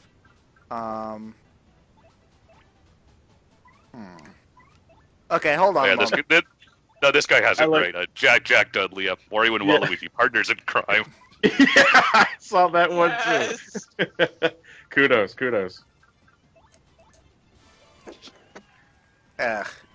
John, have you ever done this before? No. No? Never? Okay. You've never gotten to Gloomtail? Is it Gloomtail or Bonetail? Bonetail. Gloomtail's chapter 8, sorry. That's Shadow Queen. Wait, did I? I don't remember. If I did, it was a very, very long time ago, so I'm just going to assume no. Oh shit, I wasted that item. Damn it. Oh wait, no I didn't. Never mind. Okay. Well. Alright, Ted, I'm pulling for you. I gotta go back now. No, John, don't leave me. John, when's no. the mother review? Yeah, John, when's the mother one review when I pull out of your mother's ass? Okay, well that... You're gonna review your mom? Yeah, I'm gonna... Adorable Luigi. tiny lady. She's so small. If I review my mom the wrong way, she's sending my ass earthbound. Did you finish your taxes, John? Yeah. They're due today, John. You gotta finish them. I already They're know actually them due out, but Monday. thanks for asking. I thought they were due on the 15th. It is the 15th. No, There's because actually extensions Well, you for Monday. have to send them out by the 15th. today's a holiday for the IRS. I thought Monday was a holiday for the IRS. I don't give a fuck Friday. No, it's I looked it up because my lab mate and I were discussing it. So the 16th is a stupid holiday that's only like celebrated in Washington D.C. It's Emancipation Day. Not that the thing it's celebrating is stupid, but it's stupid that it's only celebrated in D.C. So that's on the 16th, but they get the day off on the closest weekday, which is Friday the 15th.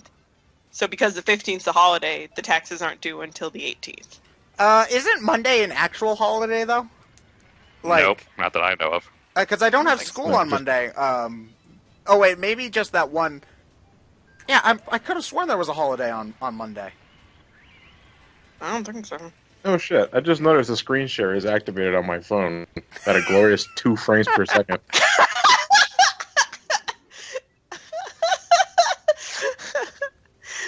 Okay, then. I think that's Luigi. Okay. Good luck, Ted. Picture. Kick Okay. Bonetail's ass. Thank you, dude. Alright. Okay.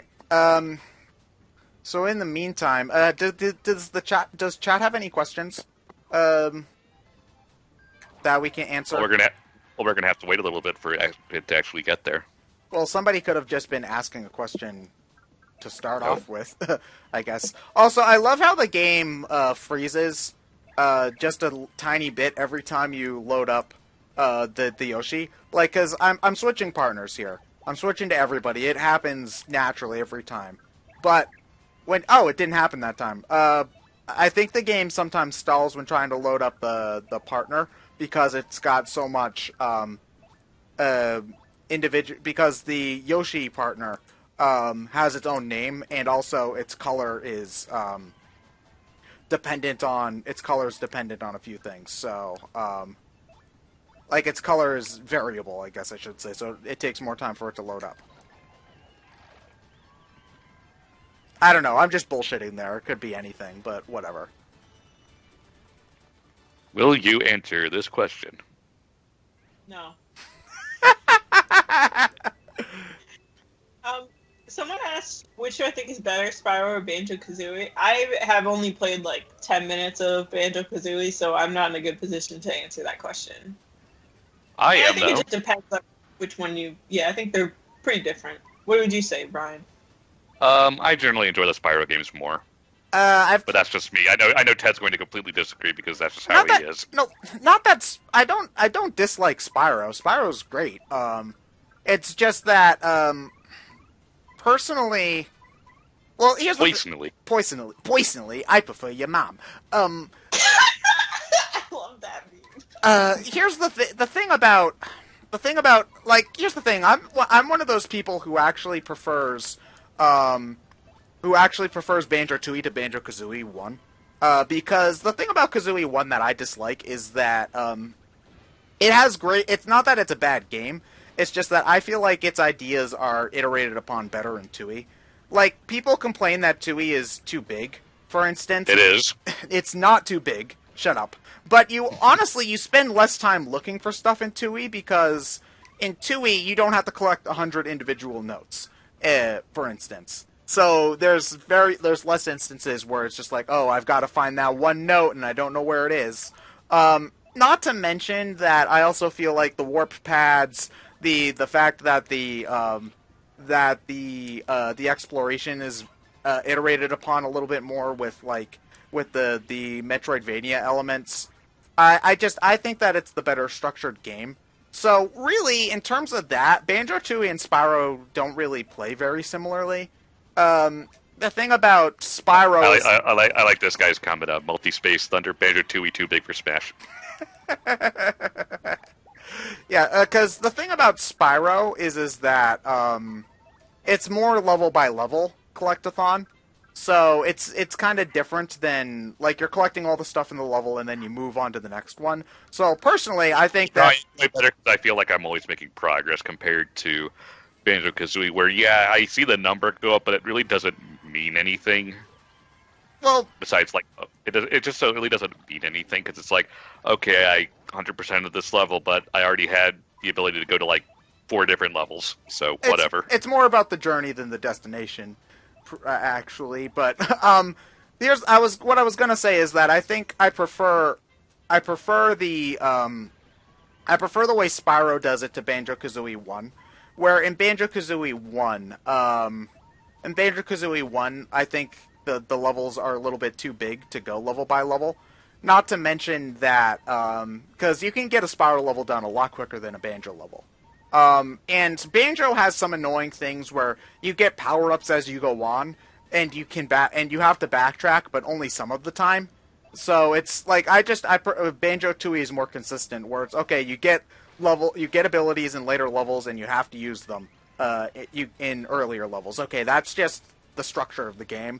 Whereas in Banjo-Kazooie, there's like 2 instances where you have to do it, making it feel really out of place. You know, so. Yeah, they're like apples and oranges to me, but I would generally say Banjo-Tooie is greater than Spyro is greater than Banjo 1, and I know that that's not a popular opinion, but whatever. What else is new with you, Ted?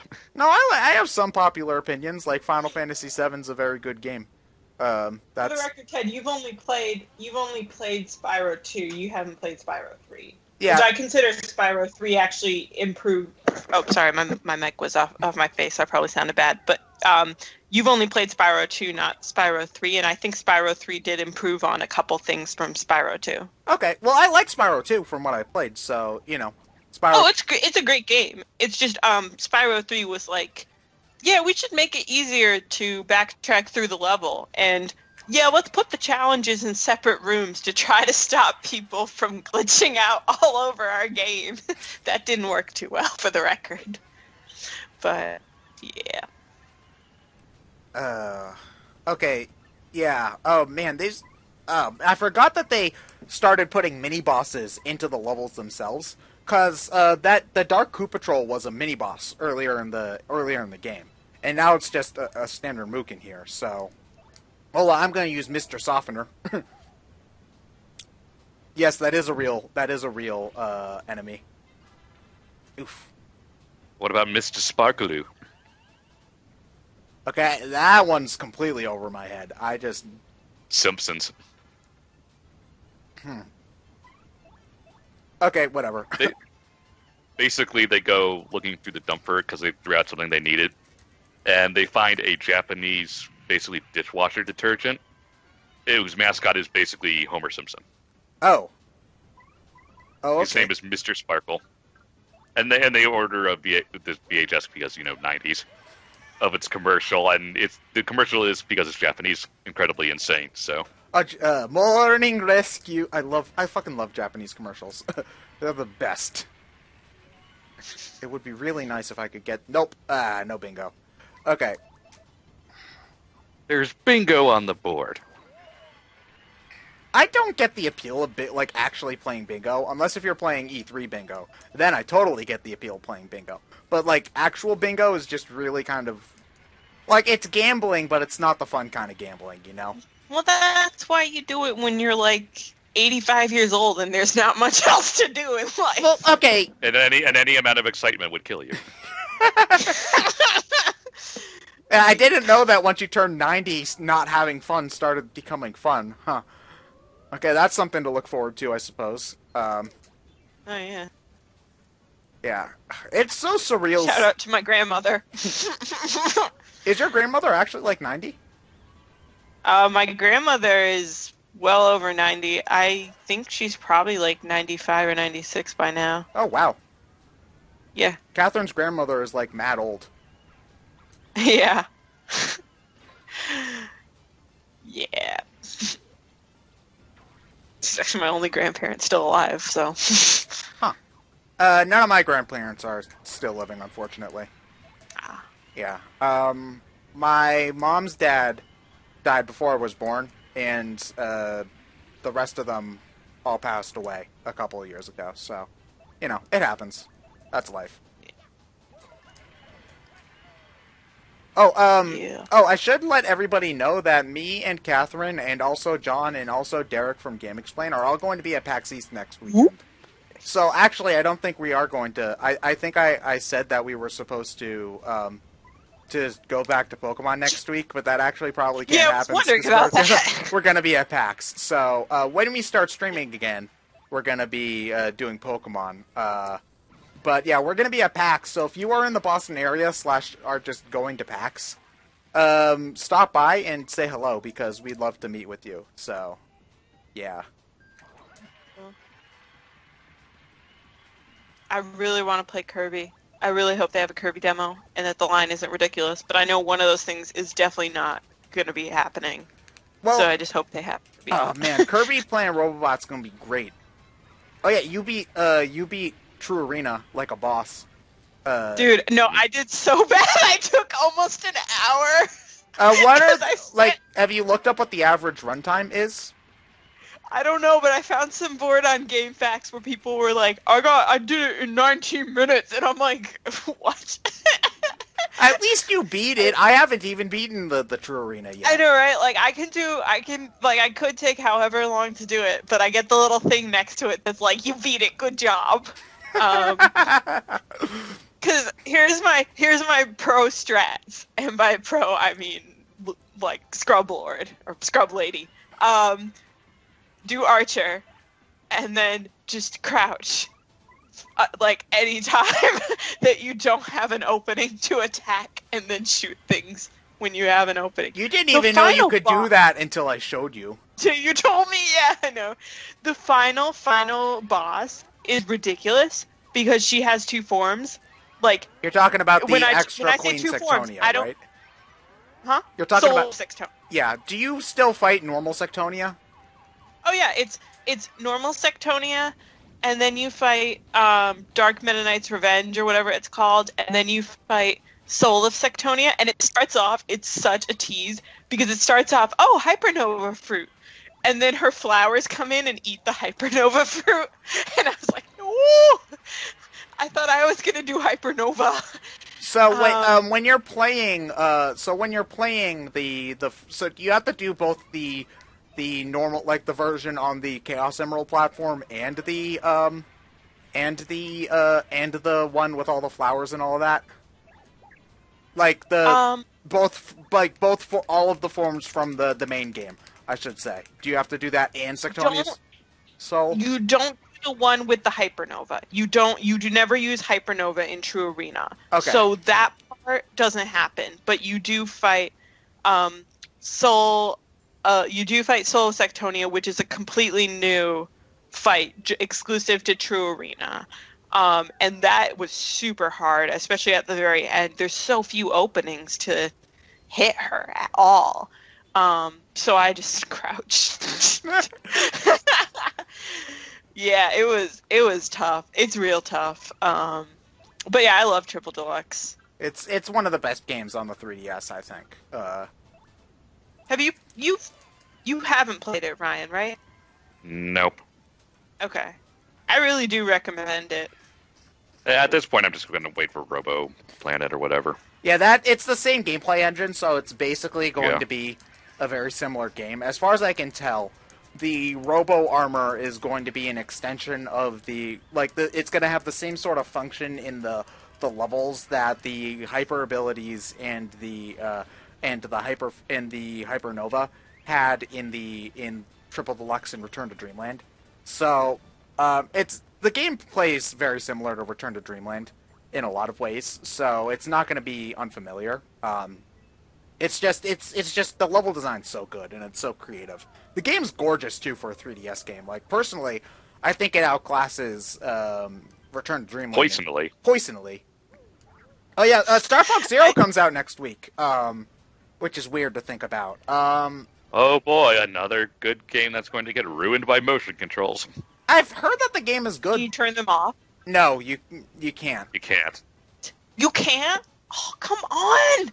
Like, I get that they want to put motion controls in it, but let us turn it off, please. Well, the thing is that they do appear to be integral to how the game works this time around. You have a right analog stick. Well, use it, Nintendo. Here's the thing: like, you can be going forward and shoot straight down, and backwards is also the thing. I can't think of anything that you could do the right analog stick with like that. I mean, granted, it wasn't a completely necessary control option, but they're kind of in a situation where they can either use motion control, or you could have made it like every other, like the actual good Star Fox game, and just use right analog stick to aim while your left analog stick moves around.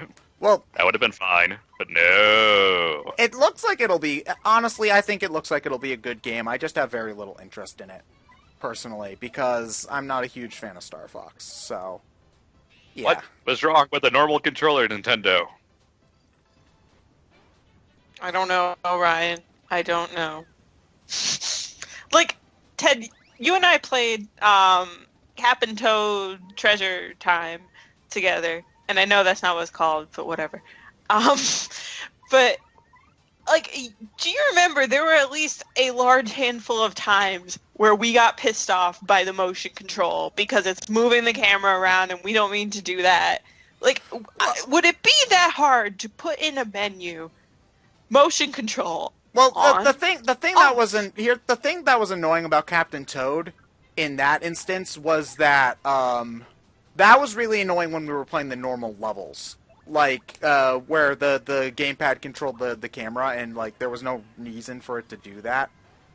It was like when you were doing stuff like being on the turn up minecar, the motion controls were fine from what I remember.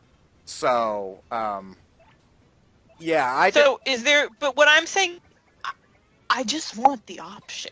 I just want them to realize that not everyone might want motion controls, Yeah. Like, let me okay, a lot of games use flight control for camera, and that's okay. Like, that's a thing. But most of these games also now let you say, I'm not a fan of the reverse camera. I'd like the normal camera. Well, it's an awful lot easier. It's an awful lot easier to turn off what direction the analog stick is input than than to say don't use motion control. Well, here's the thing, and like I'm talking specifically about Star Fox Zero here, is they wanted to have a game that used the gamepad for something, which like they kind of needed to do that. Honestly, Star Fox Zero probably should have been a launch game if they were actually gonna have something that showcased the gamepad, as opposed to something that comes out in the Wii U's last year. But whatever, Nintendo does stupid shit. Like, okay, so, like, if the whole point is that they wanted to use the gamepad in an interesting way. And it is an interesting thing. And to be honest, Star Fox Zero looks far more faithful to Star Fox than anything else that's come out in the series since probably like 2000. Well, actually, 1998. 64. Yeah, since 64.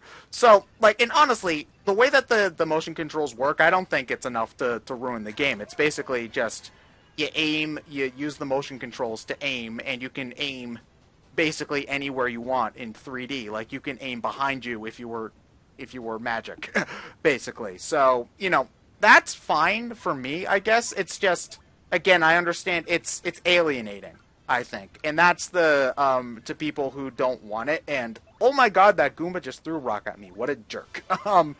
So... To me, motion controls are like changing the design of the steering wheel for a car. It's like, you can add stuff to it, you can change a few things here and there, maybe make it more comfortable, and add a little functionality to it here and there. But the same basic idea has stayed the same for, 100 years, and it's like, do you want to know why, Nintendo? Because it just fucking works and people know how to use it. Yeah, and I will agree that needing all of that, I think that Star Fox Zero would have been a fantastic game had it not had this weird motion control shooting thing. Like, I think the game still would have been great if it didn't have that. So it's not like it was necessary. It was more Miyamoto wanted to play around with the gamepad. So, yeah. I just want to, you know that picture of the forks in a row and one's just all bent out of shape and it says, "Remember, just because you are unique does not make you useful." I just want to put that on Miyamoto's wall and make him look at it for 10 minutes every day. Oh man, yeah. So, like, honestly, Star Fox Guard actually looks like the mini game that comes with it. That actually looks pretty good, though. Because we couldn't find a way to sell it on its own. Yeah, basically, but it does look fun enough. The robots are cute, so you know, that's a plus. But yeah, like, I'm honestly, like, when it comes to Nintendo's lesser used franchises, I would have rather that they did something with F-Zero than Star Fox, personally. But you know, hopefully the NX ends up doing something good with. Don't you want to drive a car with motion controls? Just turn the gamepad like a steering wheel. Oh no, they've been doing that since Mario Kart Wii. Yeah, but you could turn that off in Mario Kart, right? Yeah, you could just plug in like a game. You could plug in like a GameCube. Look at a GameCube controller. Yeah, or something, and then you'd be fine. Yeah, because, like, I don't think there was any of that. Was there any of that nonsense when I played Isabelle Kart? No, there wasn't. I just had you on normal gamepad controls. Also, sweet. Okay, so here's the thing about Catherine. I had her.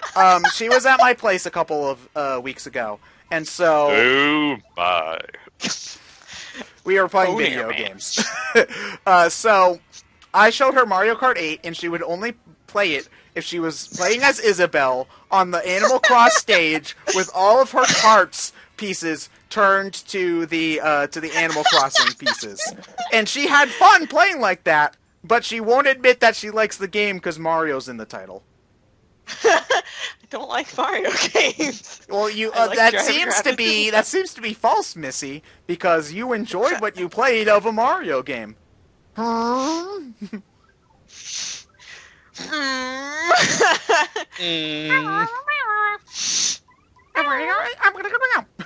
do that so well. Oh shit. Okay. Okay. What do I want to do here? Actually, I think I know what I want to do. Kill him. What do I want to do? Kill them? Kill all the enemies. All the animes? Enemies. You said Sorry. Kill all the animes, which actually does seem like a good idea. You know. It's added too good for too long. Actually, you know what? I'm gonna put Flurry out there, because if she takes damage, I don't give a shit. Okay. Fucking fog. I hate the fog. What does it do? It gives all attacks, both yours and the enemies, a chance of missing. So it's... But why don't you mean you don't have the HM for it already? Yeah, defog. Best HM move ever. Hey, used for one round. rock climb is pretty stupid too. Okay, let's be fair. At least it helps you get around. The fog is used once the entire game. Well, you could honestly, you They're could like those ladies. you could argue that that defog is actually is actually better because it's less intrusive. Whereas rock climb you have to use a lot, if I remember correctly. Yeah, Oh shit! I forgot. At least, I'd rather it be something you actually use. Oh shit! I forgot that fire moves healed these guys. Okay, time to Womp, womp. time to earth tremor Use and prayer. surf. I don't have surf. How about dive? That's not too bad. Or waterfall. Waterfall's pretty good. Dive is annoying because it's basically water type fly, and fly isn't a very good move in terms of battles. Well, anyway. It's not bad if you can outpredict your opponent. Yeah. Well, in terms of like competitive, you should never use fly. But in terms of like main game, you can get away with using fly in the same way that you can. I don't think you should say anything about competitive because every time. Okay, you're okay. wrong. I don't. Okay, saying I don't fly is not a good competitive move is not a controversial statement. Okay, it's not. Right, This is so no. now, I'm not a fan. People in the comments, I want you to look and tell me if there's any fly in any of these top teams' movesets, and then you No. go in the comments. There's Ted doesn't know anything about competitive Pokemon. Reminds me of a few weeks ago when someone posted that what is it, Karen from Gen 2 quote about running with your favorites, yeah. and then it showed the competitive teams from like at this French tournament. And they were like all the same except for maybe like one difference between the teams. Yeah. Yeah. It's like looking at a Smash. It's like looking at a Smash tourney list, honestly, because because nobody will use anything other than Fox. So yeah. Okay. You know, I really should just stop being so goddamn conservative. There's nothing else that I'm going to be using any of my shit for after this, so there's no reason Yeah, not. people are saying that Ted was actually right about competitive Pokemon for once. No, And this is not hard to remember that you shouldn't use fly, because if you use fly, your opponent knows exactly what you're going to be doing on the next turn. So, I'm going to use fly on that grass type Pokemon. It's going to be super effective. Wait, it switched to an electric type. No! Yeah, so it's not like, you know, I do. Oh yeah, I hadn't thought about it that way. You know what? Because the computer doesn't switch Pokemon like ever. It does occasionally, but Only if very you're like rare. fighting gym leaders, and even then. It only throughout my entire platinum playthrough, which I just finished, by the way. The only person who switched out Pokemon was Cynthia. Really? Wow. Of course Cynthia would. How was the Garchomp? Not too bad actually. My strategy was I actually had Confuse Ray on my Umbreon. Once you Ooh. put it out, so I got that on it, so it hurt itself for a little while and used its berry pretty early. Nice. So she actually withdrew the Garchomp to get something else out. Do you have, did you have any Ice-type Pokemon to get it taken care of real easily? Vaporeon had Ice Beam. Okay. Oh. Oh yeah, I forgot So you wait, were doing an... Evolution did you not have on your team then? Glaceon, because by the time you can get to the point where you can get it, you're basically at the 7th gym already. Oh yeah, I forgot about because he had the rock. Yeah. The random rock. Meanwhile, Leafeon you can get after this first gym, so... Yeah. Okay. Cool. I forgot that they had just straight up standard Piranha Plants here. It's really weird seeing them this late in the game, because in the first Paper Mario, the standard Piranha Plant is one of the weaker enemies. It's like Chapter 3. So, oh shit, I forgot that its attack power is that high. Okay. Ooh. Yeah, this is gonna be rough. Someone said in Lucas's Heart Gold playthrough, Lance switched out his Dragonite for another Dragonite. Yeah! Best Motherfucking Dragonites! Yes! best gym leader ever, or Elite Four member ever. Best Sweet champion semen. ever. Sweet Respect. semen of baby Jesus, get yourself a I'm Dragonite! a Dragonite. Lance has 3 of these fuckers because they fucking work. He gets his cock sucked 3 times an hour. By the Dragonites? Ew, gross. Oh man. Ooh, I am off my Why game. does he need 3 Dragonites? Because there's no other Dragon-type Pokemon. That's true, actually. In Gen 2, all it was the Dratini, Lina, and Kingdra. That was it. Yeah, Yeah. and so he's... And yet they had a Dragon-type gym leader. That was smart. Yeah, like, Gen 1, there's only one Ghost-type family and one Dragon-type family. So Yep. it took them a long time to get those even close to diverse. So yeah, and like even then, like there's still a lot of instances where there's just or you still like I'm pretty sure there are more water types than normal types still. Yeah, there are. There are? Okay. I'm not sure if that had become outdated info yet, though. Well, I mean, it could change, I guess, for Gen 7, but we'll see. Yeah. Yeah, Gen 7 is going to be interesting. Oh, man, didn't you love that box art leak? White. White lines. Yeah. Can we get a Dark-type gym, please? That's never happened. You're right. Shit. That would be cool. Yep, every type has gotten a gym except for Dark. Even Fairy? I don't remember Yep. there... Oh, there was a fairy? Gen 6. In Gen 6? I don't remember there being a fairy type. It had to be a Gen 6. The girl with the dollhouse gym. Aw. I haven't played Gen 6 since it came out, like the story, I should say. She's the 6th gym, I believe. Is that before or after the Pokeball Factory? Right before. Okay. Well, All it's the same town, so. Okay, I think I kind of remember it. I barely remember any of the gym leaders from like Gen 4 on, because I remember Gen 5's gym leaders pretty well because I played that one a lot. But most of the rest of them I don't really remember very well. So no, actually, I forgot you can't use Gulp on those guys. I probably should have gotten some attacking items before I did this, but whatever. Okay, what do I want to do?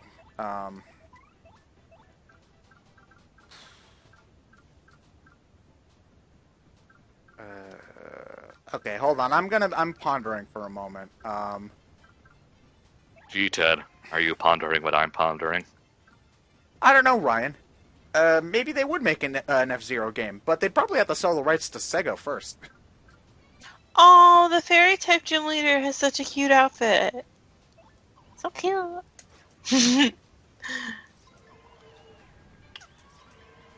Oh, it worked! Shit! Okay, alright, so now... Oh yeah, I can't use the, Oh wait, but I've got Spike Shield on, so I can... I'll try to spring jump on him and see if that does any damage.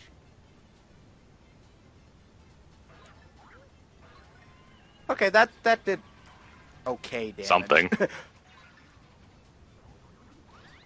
Oh! Damn, okay. Alright, so that was a thing. Alright, so now... Alright, so that's given me a little bit of time. So now what I'm gonna do is Bob-omb blast these sons of bitches. Okay, that's actually... Oh! Bombs flip them over? I didn't know that. That's actually really helpful information. Ooh, and I've actually gotten 2 lucky bingos, so that's actually... So, Captain, you're looking at this battle system and you're not even the littlest bit interested? Not terribly. Why not? It's fun. I don't know. It just looks like... It looks like any other RPG, except why are there people jumping in the foreground? Because those are the toads. That's my audience. Okay, so you see the star power meter under, like, with the star and the dots? Basically, that lets us use special attacks, and you refill that by performing action commands, which upgrade your moves. So, like, whenever the game says nice or whatever, that's me getting an action command right. Getting an action command right makes the audience cheer more. So basically, the more you please the audience, the more star power you refill. And on top of you're pleasing them, all right. Yeah, on top of that, like Oh my gosh. I'm ignoring that. On top of that, like the audience will sometimes like throw things at you. People will get out of the audience and mess with the stage. It's really interesting. So, like, I don't necessarily think I like the idea of these action command whatever's. What they're fun. It introduces an action element to the game, pretty much. The timing is very simple, and the timing is very simple. So most of the time, it's not too hard to get them right. And also, there's more interesting stuff to them. Like for example, like here. You press the, like, after I did the action command to get the tattle to start, I pressed the A button again to do a stylish move, which, okay, sorry, I thought it said its attack was 16, but that was its health. So, like, there's stylish moves that you can do to make your attacks look cooler and also get a lot more star points. So, there's a lot that you can do to make the game, to make the fights really dynamic. Like, it's not like, say... from what I've heard of Final Fantasy VIII, where you basically just press the A button every time, or the X button or whatever every time Squall attacks. It's more It's the R trigger. The R trigger, okay. FYI, like it's like because it's like you're pulling a trigger. Okay, yeah. I think it's more R1. involved. It's more involved than that. So it's not something half baked. I guess it's a lot of fun. It gives the game a very fast paced element, even though. Like, the battles can be pretty methodical, too, because, like, again, I've been having a lot of times where I'm sitting and thinking, what do I do? And they provide that kind of zany element to it that should be there for a Mario game. Pretty much. Like, part of the reason why I prefer Paper Mario to, Mario and Luigi is because Mario and Luigi has action commands, too. But they're a lot faster there, so I feel like it doesn't feel as much like an RPG. There. It's like you have to be like some of the inputs get very fast and very obnoxious in the Mario and Luigi games. So that's why I kind of prefer it's a lot simpler for Paper Mario and slower, and I prefer it that way. So yeah, I think if you tried it, you would like it. You just need to step out of your comfort zone. Ooh. It's comfortable. That is true. Oh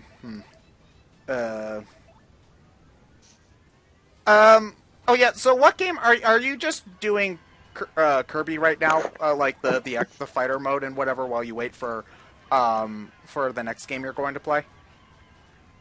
I mean, I'm gonna try to clean up some games that I haven't finished because, like, I need to finish AA5. Oh yeah, I forgot that you were doing Ace Attorney 5. Yeah. Dude. How far into the 5th case are you? I told you I just finished like Hannah Junie and stuff. Oh, okay. So you haven't played since we talked about it the other day. Okay. No, it's been. When did I get home last night? I don't even remember. It's been a couple late nights in lab. Ah, okay. Because. You're too busy not doing work in lab. Got it. Okay.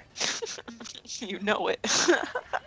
You just, like, have your own cot in the lab room or something? That is not unheard of. No, we're not quite that bad. I've heard in Japan they are actually really bad with that. Like, they practically live in the lab for, like, their entire PhD. The PhD takes... in Europe, most of Europe and in Japan, a PhD only takes 3 years, but typically they also do a master's. But yeah, people in Japan do a 3-year PhD, but they like practically live in the lab for 3 years. Oh, but if you go to Europe, it might take longer to get your PhD, but you can get a law degree in like a half hour if you try hard enough. This isn't the Ace Attorney universe, Ted. Goddamn, like 2-year-old prosecutors and what? I've shown you that awkward zombie. I am the prodigiest of all of the prodigies. Hey, look, I'm a defense attorney. I'm only 18. Shh, I'm trying to listen to the new prosecutor. And then it's just like a bee. Babby. I've heard of Babby strats, but this is ridiculous. Oh! I wonder how long an Ace Attorney speedrun would take. It would just be you holding down the B button. I think I think it would be basically impossible. Well, no, it'd be possible. It'd just be really fucking No, bad. I mean it'd be impossible in terms that if there's no speed running here, you're just pressing the button. Yeah. There's no real tech to it. You're gonna speedrun Desert Bus, like. Hey, I mean, you can do a charity marathon with it, but you can't really speedrun it. hey, you'd hold the record. No, what? No. hey, if you were the only person to do it, even if it was a stupid idea, you would still hold the record. Yeah, that's why you get things like PJ speedrunning Color a Dino. He did speedrun, quote unquote, an NES game called Color a Dino. It's exactly what you think it is. There is a picture of a cartoony dinosaur, and you color it in with NES color palette. So, like, no real yellow. Oh, shit. Okay,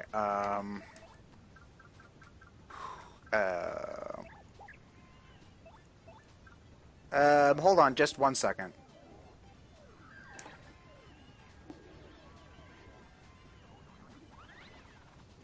Oh, someone brought up this quote-unquote speedrun of Brain Age, the task. That was amazing. Yeah. The task spot. Did you see that, Ryan? Well, that's amusing because it's the task spot. So was it an actual? Yeah. So was it a program that they had do it, or what? Yes. Yeah.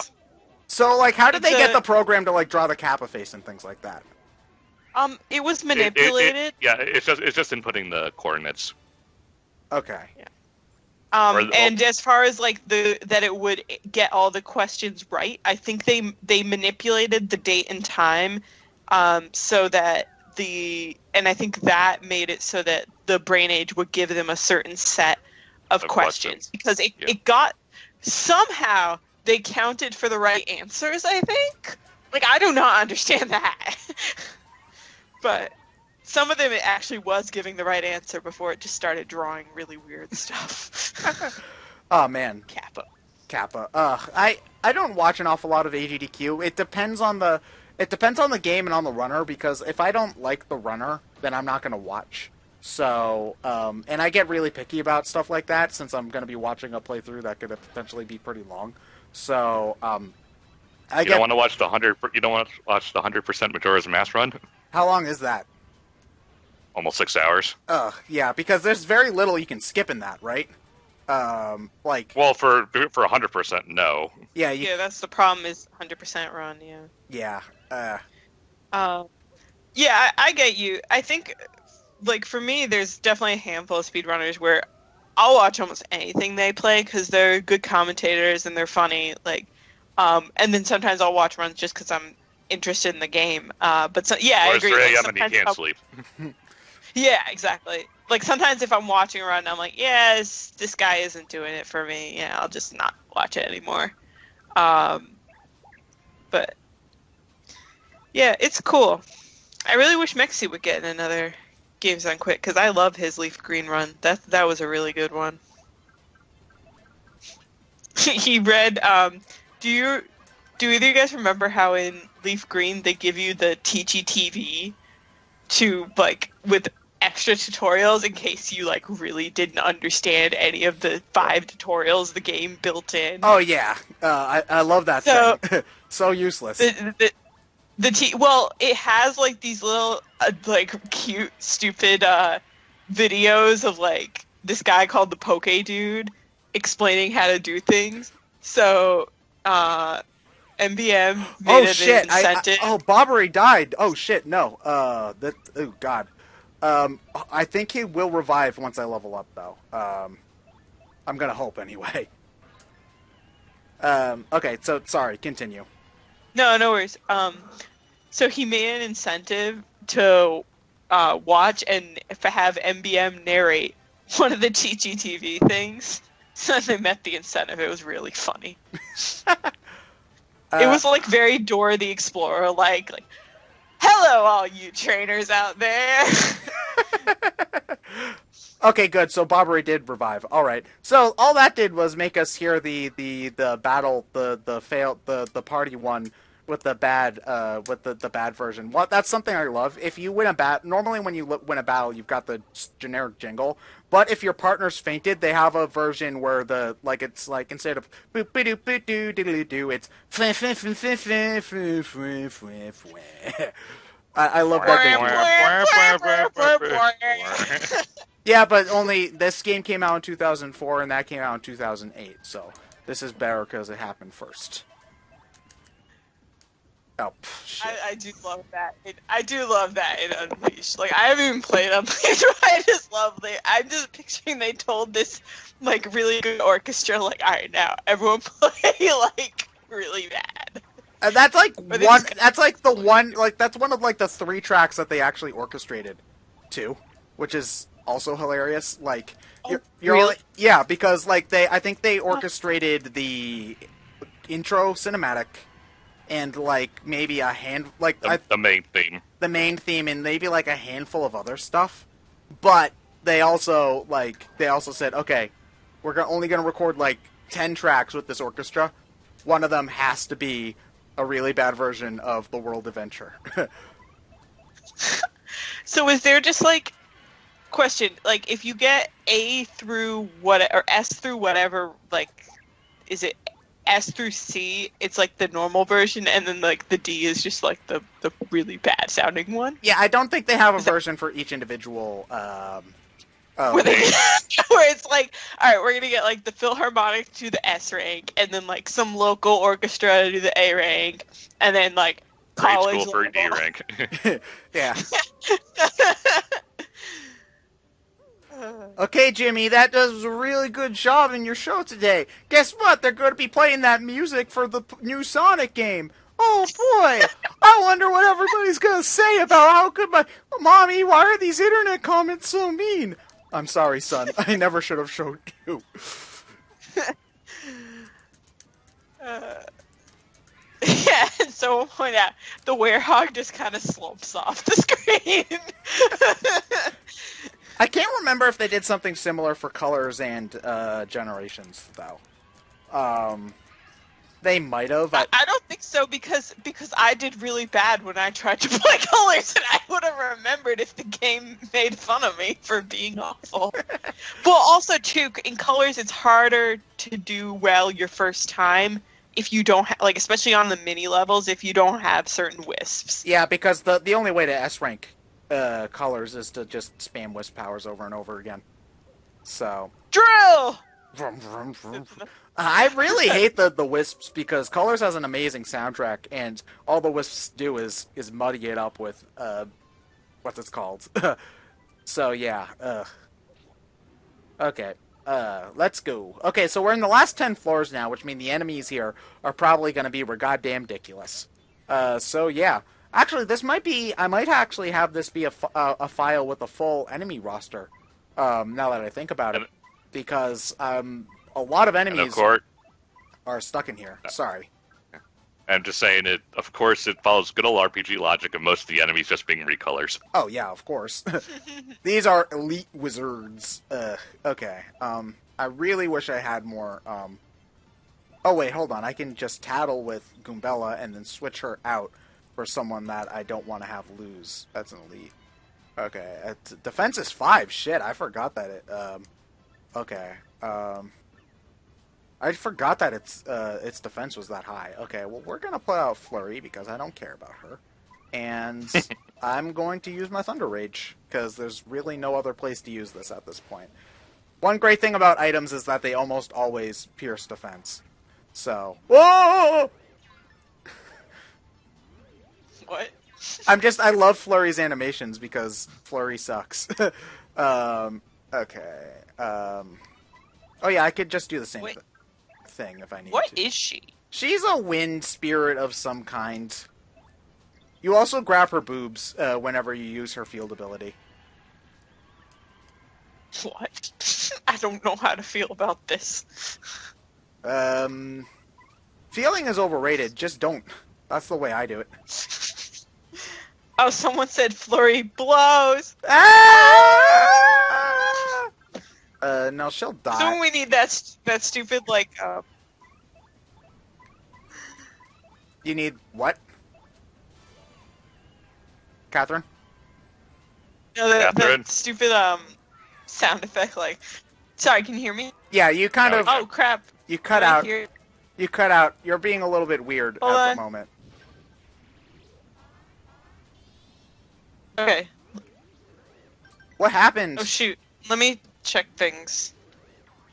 You were gone and now you're back. Where's the mute button? You're back. I don't know. No, hold on. Catherine, you're fine now. Okay, well that was weird. Yeah. Sorry, am I back? Yeah, you're back. Yeah. You're fine now. Okay. Okay, cool. I was just plugging in my headset, so I muted it so you didn't hear me What happened? banging against the mic. What happened? I have no idea. Okay then. Not no. Oh, he has a grabby move. Wow. Like, I'm surprised. Okay, yeah, God. Ryan, could you, what time is it? It's 8:45. 8:45, yeah. So we are going a little bit later than we normally do. But that's basically just because, that's partly because we started, like, at 6. But 30. Yeah, 6:30. But I knew that this was probably going to go late anyway because, the Pit of 100 Trials is pretty long. I was thinking about splitting It's almost like it's 100 trials long. Yeah, I was thinking about splitting it up into two streams, but I felt like that wouldn't really be necessary at the end of the day because so if we've been going for about it's 2 hours, 15 it's been a little over 2 hours, so we're gonna average like a couple minutes or a little under a minute per trial, right? Basically, because you got to remember that the first 50 or so trials are all really simple. Because I did those, because those are all like early game enemies. It's really only the last 30 that have been giving me any trouble. So, yeah. So that makes sense, because like even though some of the battles at the bottom are taking me about like 5 minutes or so, the early game ones like often took under a minute. So you have to average. Averages are weird.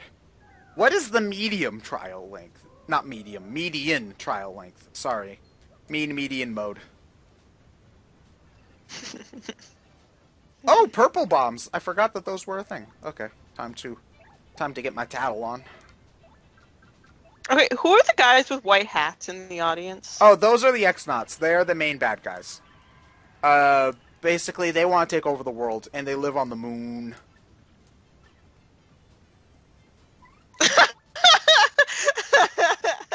Sorry. I said something and John said, I will block you, Catherine. Oh, in the chat? What did you Yeah. What did you say? That was that bad. And you're going to review the Mother series. I don't know if you can even block her because she's also a mod, I believe. Are you a mod? I don't remember. Yeah, have a wrench. It's not as cool as the sword you get on Twitch, unfortunately. Yeah, I like the sword on Twitch. YouTube gaming, give me an axe. What about the bow? Bow could be for... Not as brutal. Nah, an axe, like, you split someone's head open. A bow, you, like, put an arrow through them. That is true. Yeah, that's pretty true.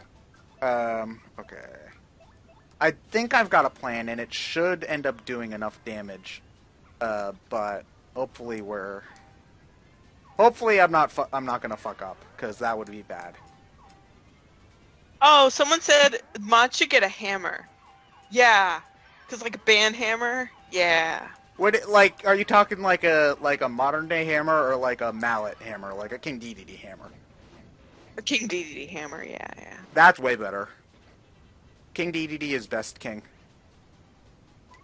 Indeed. I mean, there's not much competition in Dreamland. Meta Knight tried that one time. He would have succeeded if it weren't for that there, Kirby.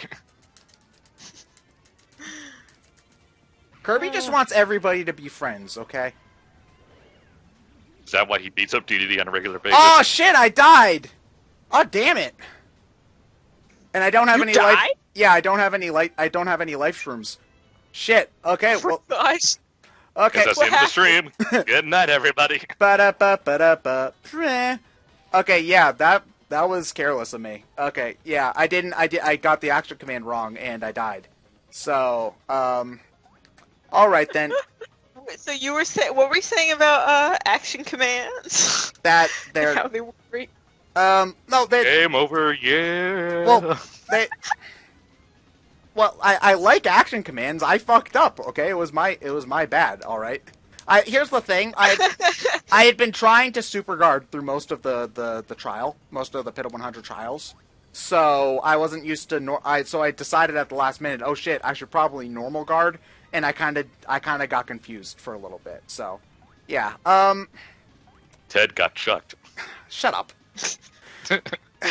Anyway, this was fun. Sorry about it starting so late with all of the technical hubbub and whatnot, but I hope you guys had a good time and everything. What floor did you get to? Like 92? 90. I got to the end. The enemies are randomly arranged, I'm pretty sure, throughout the floors. So like, I was almost at Bonetail. I got cocky. I should have healed. Is basically what was going on. Yeah, honestly, it's worse getting so close and dying rather than I should have dying midway through. Yeah, that was my bad. But anyway, thanks everybody for stopping by, and next time we'll be doing Pokemon. Well, next week you have PAX East, right? Yeah. So when we come back, 2 weeks from now. Yeah. So when we come back, we'll be doing Pokemon. Because I don't. Nobody needs to see me going through the pit again. So we'll be going through Pokemon. I mean, there's Bonetail at the bottom, but it's not really a very interesting boss. So, because it's basically just Hooktail and Gloomtail again, but only he's made out of bones this time. So, yeah. Anyway, thanks everybody for stopping by, and yeah, good night.